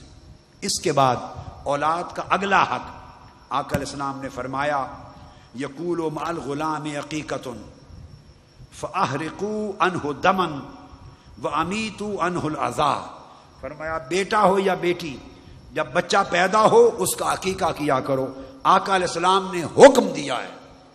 بعض لوگ کم علمی کے باعث کہتے ہیں، میں نے اخبارات میں پڑھا بعضوں کو لکھتے ہوئے کہ عقیقے کا کوئی حکم نہیں ہے. جہالت کی انتہا ہے. یہ صحیح بخاری کی حدیث ہے، سنن ابی داؤد کی، سنن ترمذی کی حدیث ہے، صحیح بخاری کی. آقا علیہ السلام نے حکم دیا، فرمایا جب بچہ پیدا ہو عقیقہ کرو. اور پھر آقا علیہ السلام نے فرمایا عقیقے کے ذریعے جانور ذبح کر کے، جانور کا صدقہ کر کے اس بچے کی طرف سے خون بہاؤ تاکہ آفتیں اور بلائیں اس صدقہ کے ساتھ ٹل جائیں. امیتوا عنہ الاذى، پھر اس کے سر کے بال کاٹو، صفائی کرو. فرمایا اس سے اذیت اللہ پاک اس بچے سے دور کر دیتا ہے، مصائب و آلام کو دور کر دیتا ہے. یہ صحیح بخاری کی حدیث ہے، حدیث صحیح. اور اسی طرح آپ کا عمل مبارک حضرت عائشہ صدیقہ رضی اللہ تعالیٰ عنہ فرماتی ہیں کہ جب شہزادے پیدا ہوئے سیدنا امام حسن اور سیدنا امام حسین تو 7ویں دن آقا علیہ الصلوۃ والسلام نے ان کے عقیقے کیے. عقا رسول اللہ صلی اللہ علیہ وسلم عن الحسن والحسین یوم السابع، 7ویں دن عقیقے کیے اور ان کے سروں کے بال آپ نے کاٹے، شیو کیے. اور فرمایا یہ حکم دے رہا ہوں اس سے بچے کے مصائب و آلام اور اذیتیں دفع ہو جاتی ہیں. یہ وہ حقوق تھے جو اولاد کے پیدا ہونے کے وقت ہی قائم ہو گئے، پیدائش کے ساتھ قائم ہو گئے. اب وہ حق بتاتا ہوں جو ان کی پیدائش سے بھی پہلے اللہ نے قائم فرما دیا، پیدائش سے بھی پہلے. اور یہ متفق علیہ حدیث ہے. عبداللہ ابن عباس رضی اللہ تعالیٰ عنہ روایت کرتے ہیں، گرم ڈال دیں. آقا علیہ السلام نے فرمایا لو ان احدکم اذا اراد ان یاتی اہلہ، کوئی شخص اگر اپنی زوجہ کے قریب جانا چاہے اور میاں بیوی مقاربت کرنا چاہیں، اولاد کی طلب ہو، اللہ سے اولاد طلب کرنا چاہیں اور آپس میں قریب ہوں، تو آقا نے فرمایا قال بسم اللہ اللہم جنبنا الشیطان وجنب الشیطان ما رزقتنا. اولاد کی طلب کے لیے جب میاں بیوی قریب ہوں تو اس وقت یہ کہیں، اللہ کا نام لے کر ہم قریب ہوتے ہیں، اے اللہ ہمیں شیطان سے دور رکھنا اور جو اولاد تو ہمیں عطا کرے اسے بھی شیطان سے محفوظ رکھنا. یہ اللہ کے حضور دعا کر کے پھر قربت کریں تو اللہ تبارک و تعالی جو اولاد انہیں عطا کرے گا شیطان کے ضرر سے وہ اولاد محفوظ ہوگی. تو دیکھا اولاد کا حق پیدائش سے پہلے جب آپ اللہ کی بارگاہ سے اولاد کو طلب کرنا چاہتے ہیں اور میاں بیوی قریب ہونا چاہتے ہیں تو قربت اور مقاربت سے بھی قبل حکم دیا کہ اللہ کا نام لو اور شیطان سے پناہ مانگو شیطان کی، اور اپنی اولاد اللہ جو عطا کرے اس کے لیے بھی شیطان کے ضرر سے محفوظ ہونے کی دعا کرو. اللہ پاک اسے شیطان کے ضرر سے اور گمراہی سے محفوظ رکھے گا. اسی طرح پھر اولاد جب چھوٹے ہوتے ہیں بچے، انہیں نظر بہت لگتی ہے، انہیں نظر لگتی ہے، تو ان کو نظر سے بچائے رکھنا یہ بھی والدین کے فرائض میں اور اولاد کے حقوق میں سے ہے۔ بعض جدید تعلیم یافتہ لوگ سمجھتے ہیں کہ شاید نظر کا تصور ایک وہم ہے۔ میں آپ کو عجیب بات بتاؤں، نوجوانی کے ایک طویل عرصے تک میں بھی سمجھتا تھا کہ وہم ہے، میں خود سمجھتا تھا وہم ہے۔ اس وقت تک 1970-71 کے زمانے تک میں سمجھتا تھا وہم ہے، تا آ کے جب میں نے دورہ حدیث کر دیا اور حدیث کی کتب پڑھی اور میں نے اپنی آنکھوں سے حدیث نبوی پڑھ لی کہ العین حق، کہ نظر کا لگنا حق ہے، اور آقا علیہ السلام حسنین کریمین کو نظر بد سے بچاؤ کے لیے دم کرتے تھے، اس وقت میں نے اپنا خیال بدلا اور نظر لگنے پر عقیدہ قائم کر لیا۔ تو آقا علیہ السلام کا معمول کیا تھا؟ کان النبی صلی اللہ علیہ وآلہ وسلم یعوذ الحسن والحسین، چونکہ آقا کو حسنین کریمین سے بڑا پیار تھا، یہ سنت دی ہے کہ آپ بھی اپنی اولادوں سے پیار کیا کرو، اولاد کا حق ہے پیار کرنا، ان کو چومنا، گود میں بٹھانا، اپنے سینے پر چڑھانا، ان کے ساتھ کھیلنا اور بچہ بن کے ان کے ساتھ محبت کرنا، یہ آقا علیہ السلام نے اپنے اسوہ حسنہ کے ذریعے قائم کر دیا ہے اولاد کا حق اور ہمارے واجبات۔ آقا علیہ السلام کا معمول تھا کہ حسنین کریمین کو خصوصی طور پر کلمات تعوذ پڑھ کر دم کیا کرتے تھے، نظر بد سے بچانے کے لیے اور ہر ضرر سے بچانے کے لیے تعوذ کے کلمات سے دم کیا کرتے تھے۔ تو دم کرنا بھی آقا علیہ السلام کی سنت ہے۔ بدقسمتی ہے کہ آج لوگ قرآن پڑھے بغیر، احادیث نبوی پڑھے بغیر، سنن کا علم حاصل کیے بغیر اپنی عقل، فکر اور رائے سے دین کے پیمانے بنا کے بیٹھے ہیں، جو ان کی سمجھ میں نہیں آتا کہتے ہیں اس کا دین میں کوئی حیثیت نہیں۔ لوگوں نے دین کو رائے کے ساتھ برباد کرنا شروع کر دیا ہے۔ دین اپنی رائے پر قائم نہ کرو، دین فقط قرآن پر قائم کرو اور سنت اور حدیث نبوی پر قائم کرو اور سنت صحابہ پر قائم کرو اور سنت اہل بیت پر قائم کرو اور سنت تابعین پر قائم کرو، اتباع تابعین پر قائم کرو، ائمہ سلف صالحین کے طریق پر قائم کرو اور اولیاء اور صالحین و مقربین کے طریق پر قائم کرو۔ دین عقل اور رائے سے نہیں آتا، عقل اور رائے سے سمجھا جاتا ہے، رائے سے لیا نہیں جاتا، لیا کتاب و سنت سے جاتا ہے۔ تو آقا علیہ السلام کا طریقہ تھا کہ حسن و حسین علیہ السلام کو کلمات تعوذ کے لیے دم کرتے اور کیا فرماتے؟ وَيَقُولُ إِنَّ أَبَاكُمَا يُعَوِّذُ بِهَا إِسْمَاعِيلَ وَإِسْحَاقَ، کہتے میرے بیٹے حسن اور میرے بیٹے حسین، تمہارے باپ ابراہیم علیہ السلام بھی اپنے دو بیٹوں کو یعنی حضرت اسماعیل کو اور حضرت اسحاق کو انہی کلمات کے ذریعے دم کیا کرتے تھے۔ تو یہ سنت سیدنا اسماعیل علیہ السلام، اسحاق علیہ السلام اور ان سے اوپر ان کے والد سیدنا ابراہیم علیہ السلام سے چلی آ رہی ہے، اور آقا علیہ السلام یہ کلمات نظر کے لیے اور ہر شر و بد سے بچانے کے لیے پڑھتے، اعوذ بکلمات اللہ التامہ من کل شیطان وہامہ ومن کل عین لامہ، میں اللہ کے کامل کلمات کے ذریعے ہر وسوسہ اندازی کرنے والے شیطان اور بلا سے اور ہر نظر بد سے پناہ مانگتا ہوں۔ یہ ترجمہ ہے ان کلمات کا جو آقا علیہ السلام پڑھ کر دم کرتے تھے حسنین کریمین کو۔ تو وہ یہ بھی اولاد کے حقوق میں سے ہے۔ پھر اولاد کے حقوق میں ان کی دینی تربیت کرنا جس سے ہم غافل ہیں اور بعد میں روتے ہیں۔ حضرت عمرو بن شعیب عن ابیہ عن جدہ روایت کرتے ہیں رضی اللہ تعالی عنہ، آقا علیہ السلام نے فرمایا مروا اولادکم بالصلاۃ وہم ابناء 7 سنین، جب تمہارے بچے بیٹا یا بیٹی 7 برس کا ہو جائے، اس کی عمر 7 برس 7 ایئرز ہو جائے تو فرمایا انہیں نماز کی عادت ڈالو. 7 برس کی عمر میں اولاد کو مصلی لے کر دو، اپنے ساتھ کھڑا کرو، نماز کی عادت ڈالو. چھوٹی عمر میں دین سکھاؤ، دین کی رغبت پیدا کرو، ایسا ماحول پیدا کرو کہ وہ نماز پڑھنے کی عادت اس میں بڑھتی چلی جائے. وَاضْرِبُوهُمْ عَلَيْهَا وَهُمْ أَبْنَاءُ 10 سِنِينَ. اور جب 10 برس عمر ہو جائے اور نماز نہ پڑھے تو ان کی سرزنش کرو اور تنبیہ کرو. آج ہماری سوسائٹی میں کتنے والدین ایسے ہیں جو 7 برس کی عمر میں اپنے بچوں کو نماز کا عادی بنانا شروع کر دیتے. بولیے،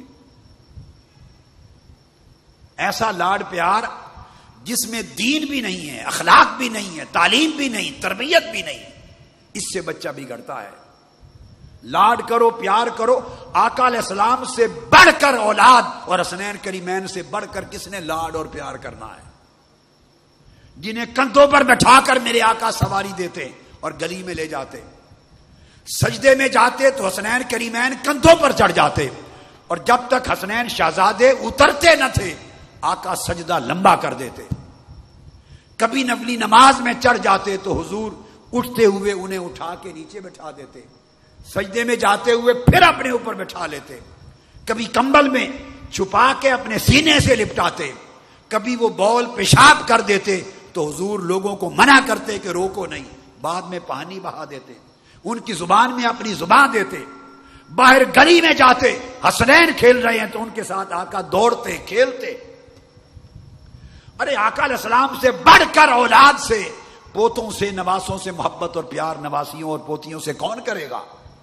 مگر وہ پیغمبر اس محبت اور پیار کے ساتھ، کمال درجے کی شفقت کے ساتھ حکم فرما رہے. عمر 7 برس ہو تو پھر انہیں دین کا غازی بنانا سکھا دو، مصلی پر کھڑا کر دو، وضو سکھاؤ، ان کو اپنے ساتھ نماز کی عادت ڈالو اور 10 برس تک وہ نمازی بن جائے. ورنہ سرزنش کرو اور ان پر تنبیہ کرو، سختی کرو. یہاں ایک قرآن مجید کی ایک آیت کی تفسیر کرتا ہوں. قرآن مجید کی ایک آیت کریمہ کی، اور وہ آیت جو میں کر رہا ہوں اس کا ایک مضمون آپ نے عمر بھر سنا، مگر اس میں سے جس چیز کا میں استنباط کرنا چاہتا ہوں، استنباط، وہ بڑی ایک عجب شے ہے، وہ بڑا ایک عجیب استنباط ہے. وہ سننے والا اور سمجھنے والا ہے. سیدہ مریم رضی اللہ تعالی عنہا کا جو ذکر آیا ہے قرآن مجید میں، حضرت سیدہ مریم رضی اللہ تعالی عنہا کا، کہ ان کی والدہ نے منت مانی تھی کہ مجھے بیٹا نصیب ہو، بیٹا نصیب ہو، بیٹا نہیں ہوا. یہ آل عمران کی آیت نمبر 36 اور 39 تک کا مضمون ہے. اولاد کی تربیت کے باب میں بڑا ایک عجیب، ایک لطیف اور دقیق نکتہ ہے. فلما وضعتها قالت رب انی وضعتها انثى. وہ چاہتی تھی بیٹا ملے تھے، اللہ کی راہ میں وقف کروں، مگر بیٹا نہیں، بیٹی ملی. واللہ اعلم بما وضعت ولیس الذکر کالانثی. اللہ ہی بہتر جانتا ہے جو کچھ اس نے جنا، اور بیٹا جو اس نے مانگا تھا وہ کبھی بھی اس بیٹی جیسا نہ ہوتا جو اللہ نے عطا کی. اور جو بیٹی ملی وہ حضرت مریم تھی، سیدہ مریم سیدنا عیسیٰ علیہ السلام کی جو والدہ بنی. تو یہاں سے پہلا نقطہ تو یہ ثابت ہوا جو قرآن نے سبق سکھایا کہ بیٹے کی خواہش ضرور کرو، مگر بیٹی پیدا ہو تو غم زدہ نہ ہوا کرو. کئی بار بیٹی بیٹوں سے زیادہ بہتر ہوتی. آگے حدیث آئے گی، بعد میں احادیث آئیں گی. قرآن نے کہا لیس الذکر کالانثی، کبھی بیٹیاں زیادہ وفادار، غم خار، خدمت گزار ہوتی ہیں. تو بیٹی کی پیدائش پہ آقا علیہ السلام نے فرمایا غم زدہ نہ ہوا کرو، یہ اللہ کی نعمت ہوتی. وَإِنِّي سَمَّيْتُهَا مریم.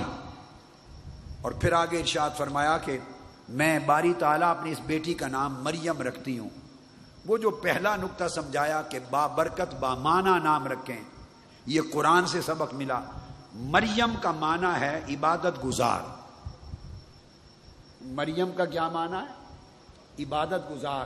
یعنی پیدا ہوتے ہی نام یہ رکھا کہ اسے پتا ہو کہ میں عبادت گزار ہوں. اس کے لاشعور میں ڈال دیا عبادت گزاری کا شوق. نام مریم رکھ کر انی اعیذھا بک وذریتھا من الشیطان الرجیم. پھر وہی جو آقا علیہ السلام نے تعوذ سکھایا اس کو اور اس کی اولاد کو تاکہ شیطان سے پناہ دلوا دی. اب فتقبلھا ربھا بقبول حسن. اللہ نے اس بیٹی کی پیدائش کو اور اس کو قبول کر لیا دین کے لیے. وانبتھا نباتا حسنا. اور پھر اس کی اچھی پرورش کی. تو اس سے پتا چلا جو ملے بیٹا یا بیٹی شکر گزاری کرنی چاہیے, اسی میں خیر ہوگی. نام اچھا اور صالحانہ بابرکت رکھنا چاہیے. اس کی پرورش اور تربیت صالح طریقے پر, دین کے طریقے پر, تقوی کے طریقے پر کرنی چاہیے. اور وہ کیسے تربیت کی؟ وَكَفَّلَهَا زَكَرِيَّا. ان کی پرورش حضرت سیدنا زکریا علیہ السلام کے سپرد کر دی. اب اللہ نے حضرت مریم جب چھوٹی سی بچی تھی ان کے اندر عبادت کا ذوق کس طرح پیدا کیا. یہ خاص نکتہ ہے جو تفسیروں میں نہیں ہے, کسی کتاب میں نہیں ہے, میں نے زندگی میں کہیں نہیں پڑھا, نہ کبھی سنا.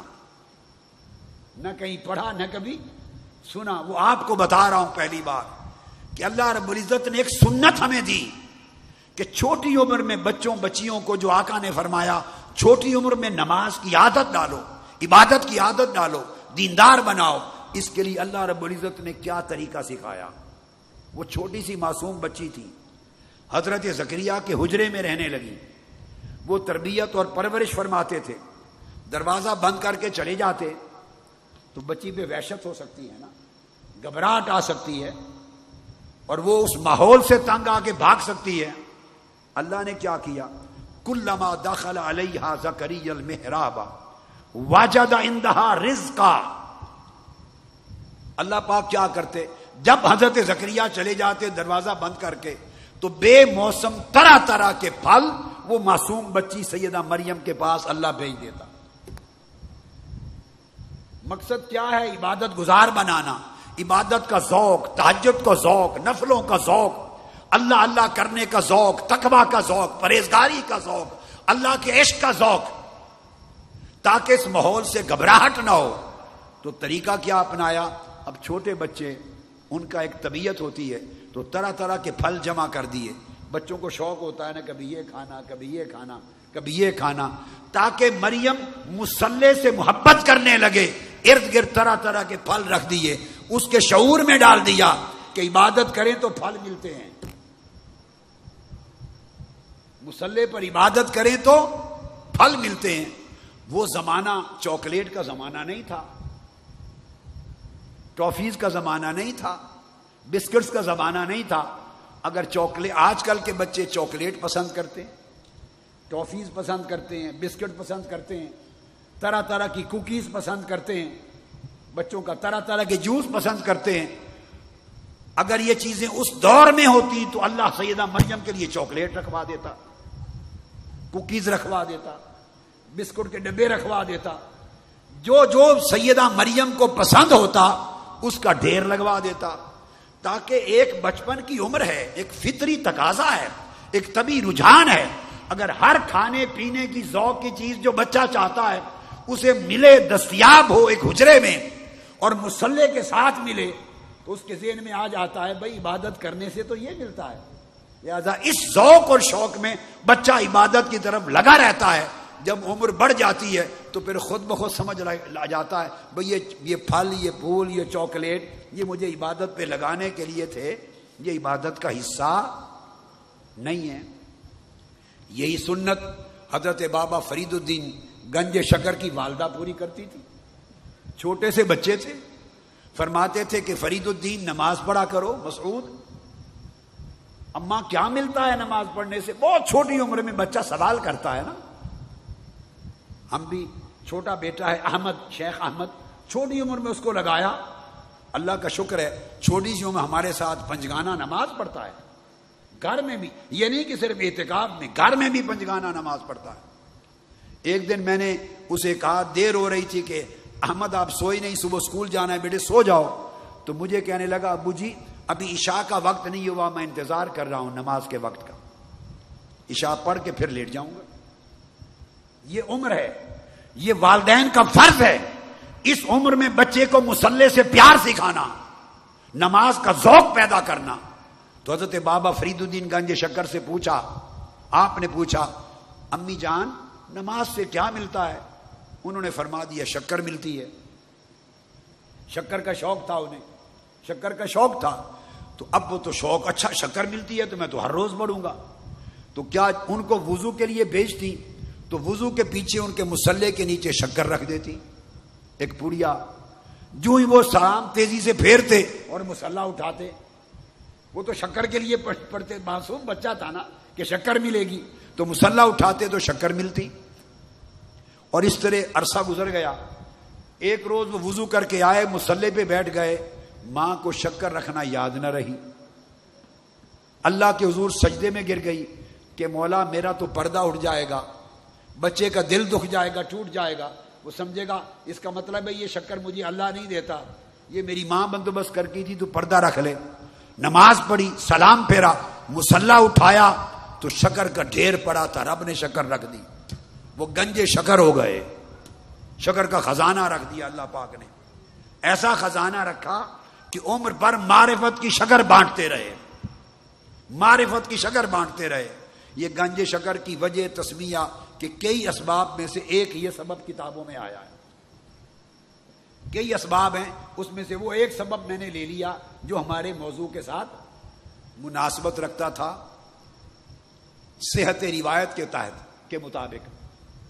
اگر یہ روایت صحیح ہے تو مقصد یہ ہے کہ بچوں کو، اب یہ اللہ کی سنت ہے، یہ گنج شکر بنانا اللہ کی سنت ہے کہ طرح طرح کے بے موسم پھل رکھ دیے۔ اب انہوں نے سمجھا کہ اگر میں حجرے میں نہ ہوتی تو باہر کو درختوں پر یہ پھل ہی نہیں، یہ پھل نہ ملتے، یہاں حجرہ عبادت میں بیٹھ کر عبادت کرنے سے ہر پھل ملتا ہے، تو بچے کا ذوق پیدا کر دیا۔ اس طرح بچے شوق پیدا ہوتا ہے ان کے اندر، اور ذوق ڈیولپ ہوتے ہوتے 8-10 سال کی عمر کو جب پہنچتے ہیں، 10, 11, 12 سال، اس وقت تک ان کو سمجھ آ چکی ہوتی ہے، لہذا یہ چیزیں آف ہو جاتی ہیں، پھر نماز اللہ کے لیے عبادت رہ جاتی ہے، بچے کی طبیعت میں پختگی آ جاتی۔ تو عرض کرنے کا مقصد یہ تھا کہ بچوں کے لیے ایسے ماحول پیدا کیا کریں، جو چیز بچہ چاہے اسے نماز کے ساتھ مشروط کر دیں۔ اسے یہ کھلونا چاہیے، یہ کھلونا نماز کے ساتھ ملتا ہے، چھوٹی عمر ہے، نماز پنجگانہ پڑھو۔ ہم گھر میں یہ معمول رکھتے ہیں اپنے بچے کے لیے، شیخ احمد کے لیے جب چھوٹا تھا ہم یہ رکھتے تھے کہ پورے ہفتے کی 7 دن کی 35 نمازیں ہیں، کاپی پہ لکھے اگر 35 نمازیں پوری کریں گے تو ڈولوراما ایک دکان ہے، وہاں ہر چیز $1 کی ملتی ہے، $1 کی، تو ڈولوراما پہ لے جائیں گے اور آپ کو 5 چیزیں یا 3 چیزیں خریدنے کی اجازت ہوگی، تو وہ 35 نمازیں پوری کر دیتا ہفتے میں، اس کو ان کی امی جو ہیں وہ باجی لے جا کے ان کو ڈولوراما سے تحفے خرید کے دے دیتی۔ جب میں ہوتا ہوں وہاں، میں سفر میں بھی رہتا ہوں، تو میں اس ہفتے پھر $3 کی بجائے 5 چیزیں کر دیتا ہوں، اپنے لاڈ سے اضافہ کر دیتا ہوں، وہ خوش ہو جاتا ہے۔ تو اس چھوٹی عمر میں آپ اپنے بچے اگر کھلونا چاہتے ہیں تو انہیں کہیں ہفتے کی 35 نمازیں پوری کریں، 5 کھلونے لے دیں گے، اتنے چاکلیٹ لے دیں گے، اتنی کوکیز ملے گی۔ کوئی لباس پسند ہے تو ہفتے کی 35 نمازیں پوری کر لیں، یہ لے دیں گے، فٹ بال لے دیں گے، کرکٹ لے دیں گے، جو بچے چھوٹی عمر میں مانگتے ہیں انہیں کنیکٹ کر دیں۔ بچیاں ہیں اتنی ڈالز لے دیں گے، گڑیا لے دیں گے، یہ لے دیں گے۔ بچوں کو رغبت دلائیں، اللہ آپ کو رغبت دلاتا ہے۔ عبادت جنت کے لیے نہیں کرواتا، عبادت اپنی رضا اور اپنی معرفت کے لیے کرواتا ہے۔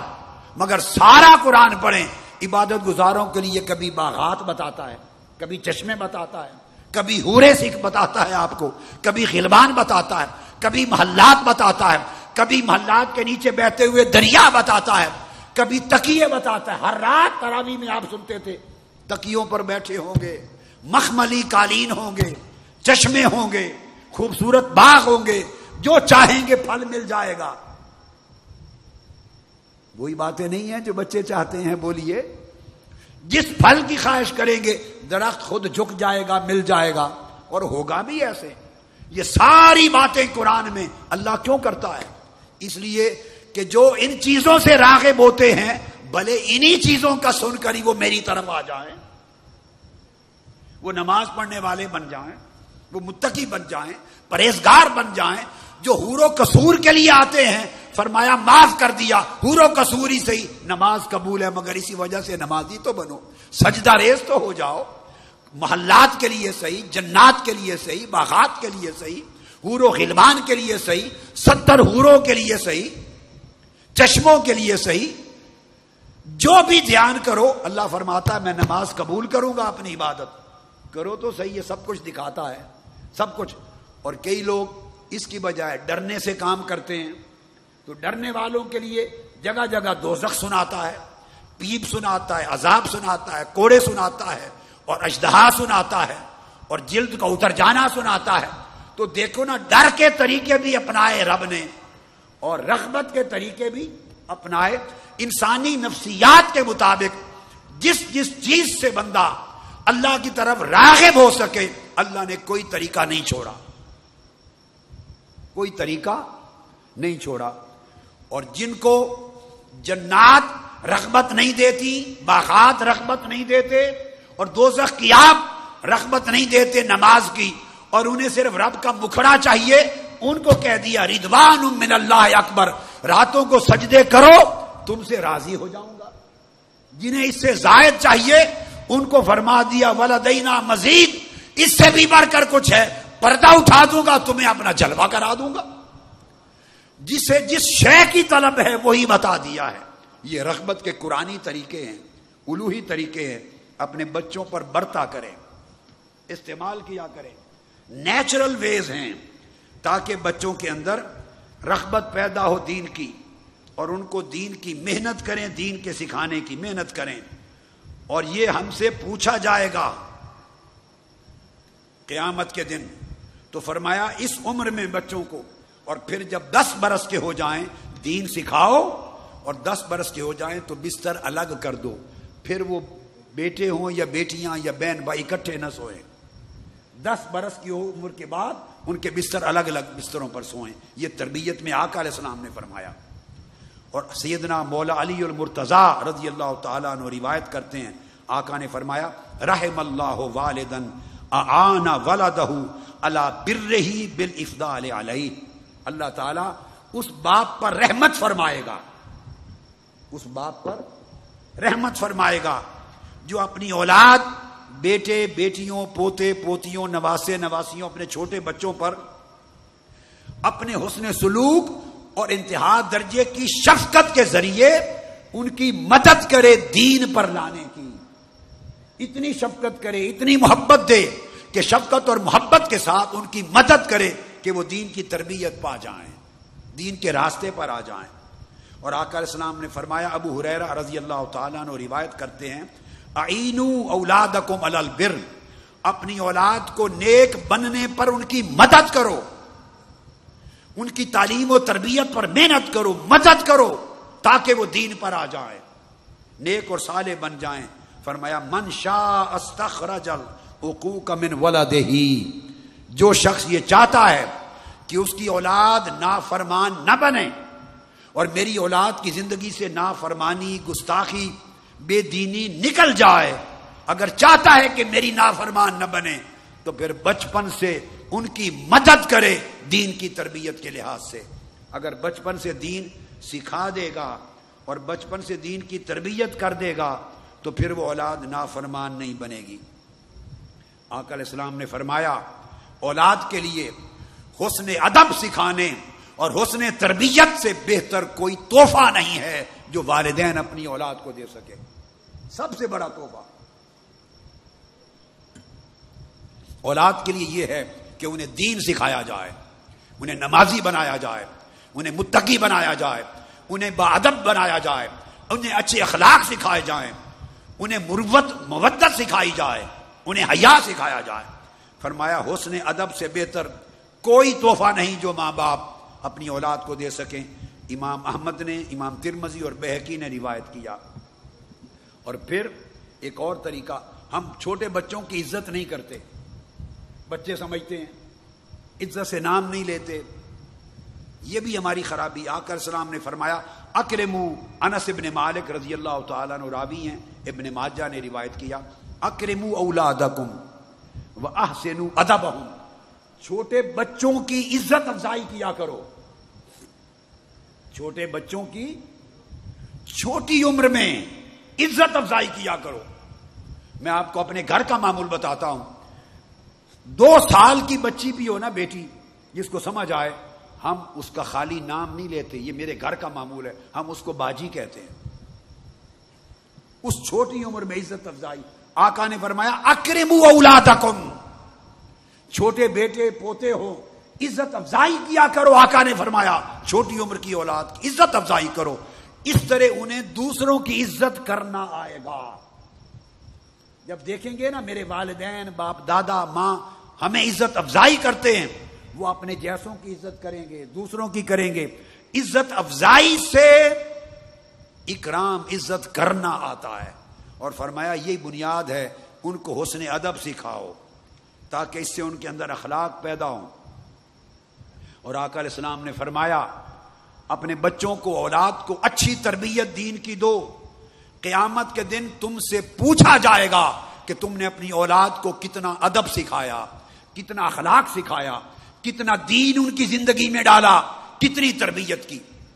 آپ لوگ اس سوسائٹی میں لاکھوں کروڑوں روپے اولاد کو ڈاکٹر بنانے پہ خرچ کرتے ہیں، انجینئر بنانے پر خرچ کرتے ہیں، جج بنانے پہ خرچ کرتے ہیں، بزنس مین بنانے پہ خرچ کرتے ہیں، سیاستدان بنانے پہ خرچ کرتے ہیں، اس کی دنیا سنوارنے پر سب کچھ لٹا دیتے ہیں۔ مگر گریبانوں میں جھانکو، پاکستانی مسلمانوں کتنا خرچ کرتے ہو اس بیٹے اور بچی کو اور بیٹی کو نیک صالح مسلمان بنانے پر؟ بس یہی کچھ کہ مسجد میں بھیج کے امام صاحب کے پاس ناظرہ قرآن پڑھا دیا، مولوی صاحب حافظ صاحب کو بلا کے ناظرہ قرآن پڑھا دیا، کیا دین کا حق ادا ہو گیا؟ ایسی اولاد نافرمان نہ بنے تو بولو کیا بنے؟ ایسی اولاد تو ماں باپ سے ٹکرائے گی، گالی دے گی، منہ مروڑے گی، کہ تم نے سکھایا ہی نہیں ہے ان کو دین، ماں باپ کا ادب نہیں سکھایا، ماں باپ کے حقوق نہیں سکھائے، ماں حسن تربیت نہیں کیا، حسن ادب نہیں کیا، جو آقا نے بتایا تھا اس پر عمل نہیں کیا، اب تمہاری تعظیم کہاں سے ہو؟ دین سکھانے پر کوئی خرچ نہیں کرتا، سب لائق لڑکے دنیا سیکھنے کمانے کے لیے بھیجے جاتے ہیں۔ سب سے زیادہ نکھد، نالائق، نہ جس کا حافظہ نہ عقل، وہ دین کے مدرسہ میں بھیجا جاتا ہے۔ تم نے اللہ اور مصطفیٰ کے دین کو اتنا ہلکا بنا دیا ہے۔ پھر شکایت کرتے ہو علماء کی، ان کے کردار کی، ائمہ مساجد کی، مذہبی لوگوں کی، کہ وہ اس کیلیبر کے نہیں، اس درجے کے نہیں، اس اخلاق کے نہیں۔ تم نے اس کیلیبر کے لوگ بھیجے کب ہیں دین سیکھنے کے لیے؟ کوئی کھاتا پیتا گھرانہ اپنے بیٹے کو دین سکھاتا ہے؟ بولیے انا للہ و انا الیہ راجعون۔ کوئی کھاتا پیتا گھرانہ اپنے بچوں کو دین سیکھنے کے لیے نہیں بھیجتا۔ ہر کھاتا پیتا گھرانہ بچے کو دنیا دار بنانا چاہتا ہے۔ خیریت، خوش آمدید۔ ڈاکٹر انجینئر بنانا چاہتا ہے، کاروباری بنانا چاہتا ہے، کروڑ پتی بنانا چاہتا ہے۔ اچھے متمول گھرانے ہیں اس ملک میں جو سوچیں کہ میں 7 سال 6 سال 5 سال اس بچی کو دین سکھانے پہ لگا دوں، کروڑوں روپے دنیا دار بنانے پر خرچ کیے، مگر کتنا خرچ کیا اسے دیندار بنانے پر، مصطفیٰ کا غلام بنانے پر، قرآن کا پیروکار بنانے پر، سنت اور حدیث نبوی پر عمل کرنے والا بنانے پر۔ ہمارے اندر حیثیت اٹھ گئی ہے دین کی۔ غریب گھرانوں کے لوگ جنہیں بچوں کو پڑھانے کے پیسے نہیں، کپڑے نہیں، اسکولوں کی فیس نہیں، نالائق بچے، ذہین نہیں، حافظہ نہیں، محض غریب، وہ مدرسوں میں بھیج دیتے ہیں اس لیے کہ صابن بھی مفت ملے گا، تیل بھی مفت ملے گا، کپڑے جوتے مفت ملیں گے، زکوٰۃ کے پیسے ملیں گے۔ جب سوسائٹی کے اس طرح کے غریب بیچارے بچے، پسماندہ بچے دین سیکھنے کے لیے آئیں گے اور وہ آپ کے امام بنیں گے، علماء بنیں گے، ان سے آپ کس کیلیبر کی توقع کرتے ہیں؟ ایچیسن کالج کی طرح ادارے بنائے ہیں دین کے علم کے لیے؟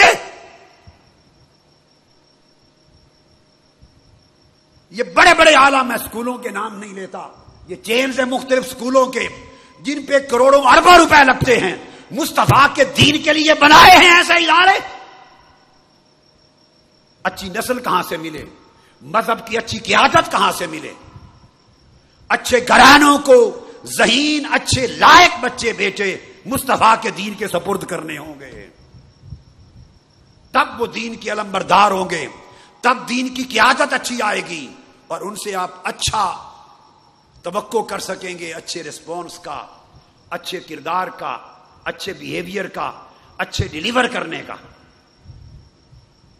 آقا علیہ السلام نے فرمایا اپنی اولاد کو ٹھیک ہے دین بھی سکھاؤ، دنیا بھی سکھاؤ، علموا اولادکم العوم والرمایا، اولاد کو سوئمنگ بھی سکھاؤ، تیراکی بھی سکھاؤ، تیر اندازی بھی سکھاؤ۔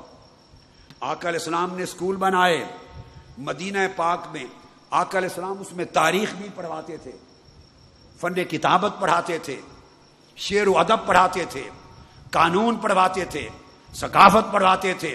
آقا علیہ السلام نے اساتذہ مقرر کیا تھے، ہر علم و فن، دوسری زبانیں سکھاتے تھے میرے آقا، دوسرے ملکوں کی انٹرنیشنل لینگویجز سکھاتے تھے، مگر سارا کچھ سکھانے کے ساتھ ساتھ میرے آقا نے صفہ بنایا تھا، درسگاہ، جہاں اصحاب صفہ 24 گھنٹے رہتے اور صحبت مصطفیٰ سے دین سیکھتے تھے، ولی بنتے تھے، تہجد گزار بنتے تھے، شب زندہ دار بنتے تھے اور با کردار حضور کے صحابہ اور دین کے علم بردار بنتے تھے۔ ہماری روش بدل گئی، ہم نے ان چیزوں پر دھیان چھوڑ دیا، ہم نے ان چیزوں پر دھیان چھوڑ دیا۔ سوسائٹی کے حالات بالکل کفر کی طرف جا رہے ہیں، باطل کی طرف جا رہے ہیں، دین گریزی پر جا رہے ہیں، دین کی حمیت نہیں رہی، اور دین پر عمل کرنے والا آج کی اس سوسائٹی میں حقیر دیکھا جاتا ہے، رزق حلال کھانے والا حقیر دیکھا جاتا ہے، نمازی، روزے دار، پرہیزگار حقیر دیکھا جاتا ہے۔ فیملی کے لوگ کہتے ہیں وہ ساڑھے ایک صوفی جم پہ ساڑھا ایک مولوی جم پہ ساڑھے گارج، جو دین پر عمل کرے اس کا نام مولوی ہے، جو لوٹ مار کرے، حرام خوری کرے، قتل و غارت گری کرے، شرمساری کرے، بدکاری کرے، پوری قوم کا خزانہ لوٹ جائے، وہ اس قوم کا لیڈر ہے۔ جو دین پر عمل کرے وہ ہلکا آدمی ہے۔ اللہ کی طرف سے لعنت ہوگی اگر ہم نے اس روش کو جاری رکھا، اللہ کا عذاب نازل ہوگا اور قبولیت دعا کے دروازے بند ہو جائیں گے۔ اٹھو مصطفیٰ کے دین کو سر بلند کرنے کے لیے، دینی غیرت کو جگاؤ، دین کی محبت پیدا کرو اپنے دلوں میں، دین سے عشق کرو، جن کے لیے آقا نے قربانیاں دیں، دندان مبارک توڑوائے، رخسار زخمی کروائے، وطن چھوڑے، پتھروں سے زخمی لہو لہان ہوئے، جن کے لیے آقا نے بدر اور احد کے غزوے لڑے، جن کے لیے میرے آقا نے قربانیاں دی، صحابہ شہید ہوئے، حضرت عمر شہید ہوئے، حضرت عثمان شہید ہوئے، حضرت علی شہید ہوئے، امام حسن شہید ہوئے، امام حسین شہید ہوئے، شہداء کربلا شہید ہوئے، جنہوں نے جانیں دی، ائمہ اطہار اہل بیت شہید ہوئے اس دین کی خاطر۔ وہ دین ہماری زندگیوں سے نکل گیا، ہمارے سینوں سے اس کی محبت نکل گئی، ہمارے دل و دماغ سے اس کی غیرت نکل گئی، اور سوسائٹی کلیتاً دنیا کو ترجیح دینے لگ گئی، اور دین معاذ اللہ، دین پر عمل کرنے والے معاشرے میں گالی بن گئے۔ میری پہلی رات کا خطاب یاد کریں، دوسری رات کا، جس میں دور فتن کی بات کی تھی۔ ڈرو اس وقت سے کہ وہ لمحہ نہ آ جائے کہ اشرار غالب آ گئے ہیں. اخیار کی دعائیں بھی اس دور میں پھر قبول نہیں ہوتی قوم کے حق میں.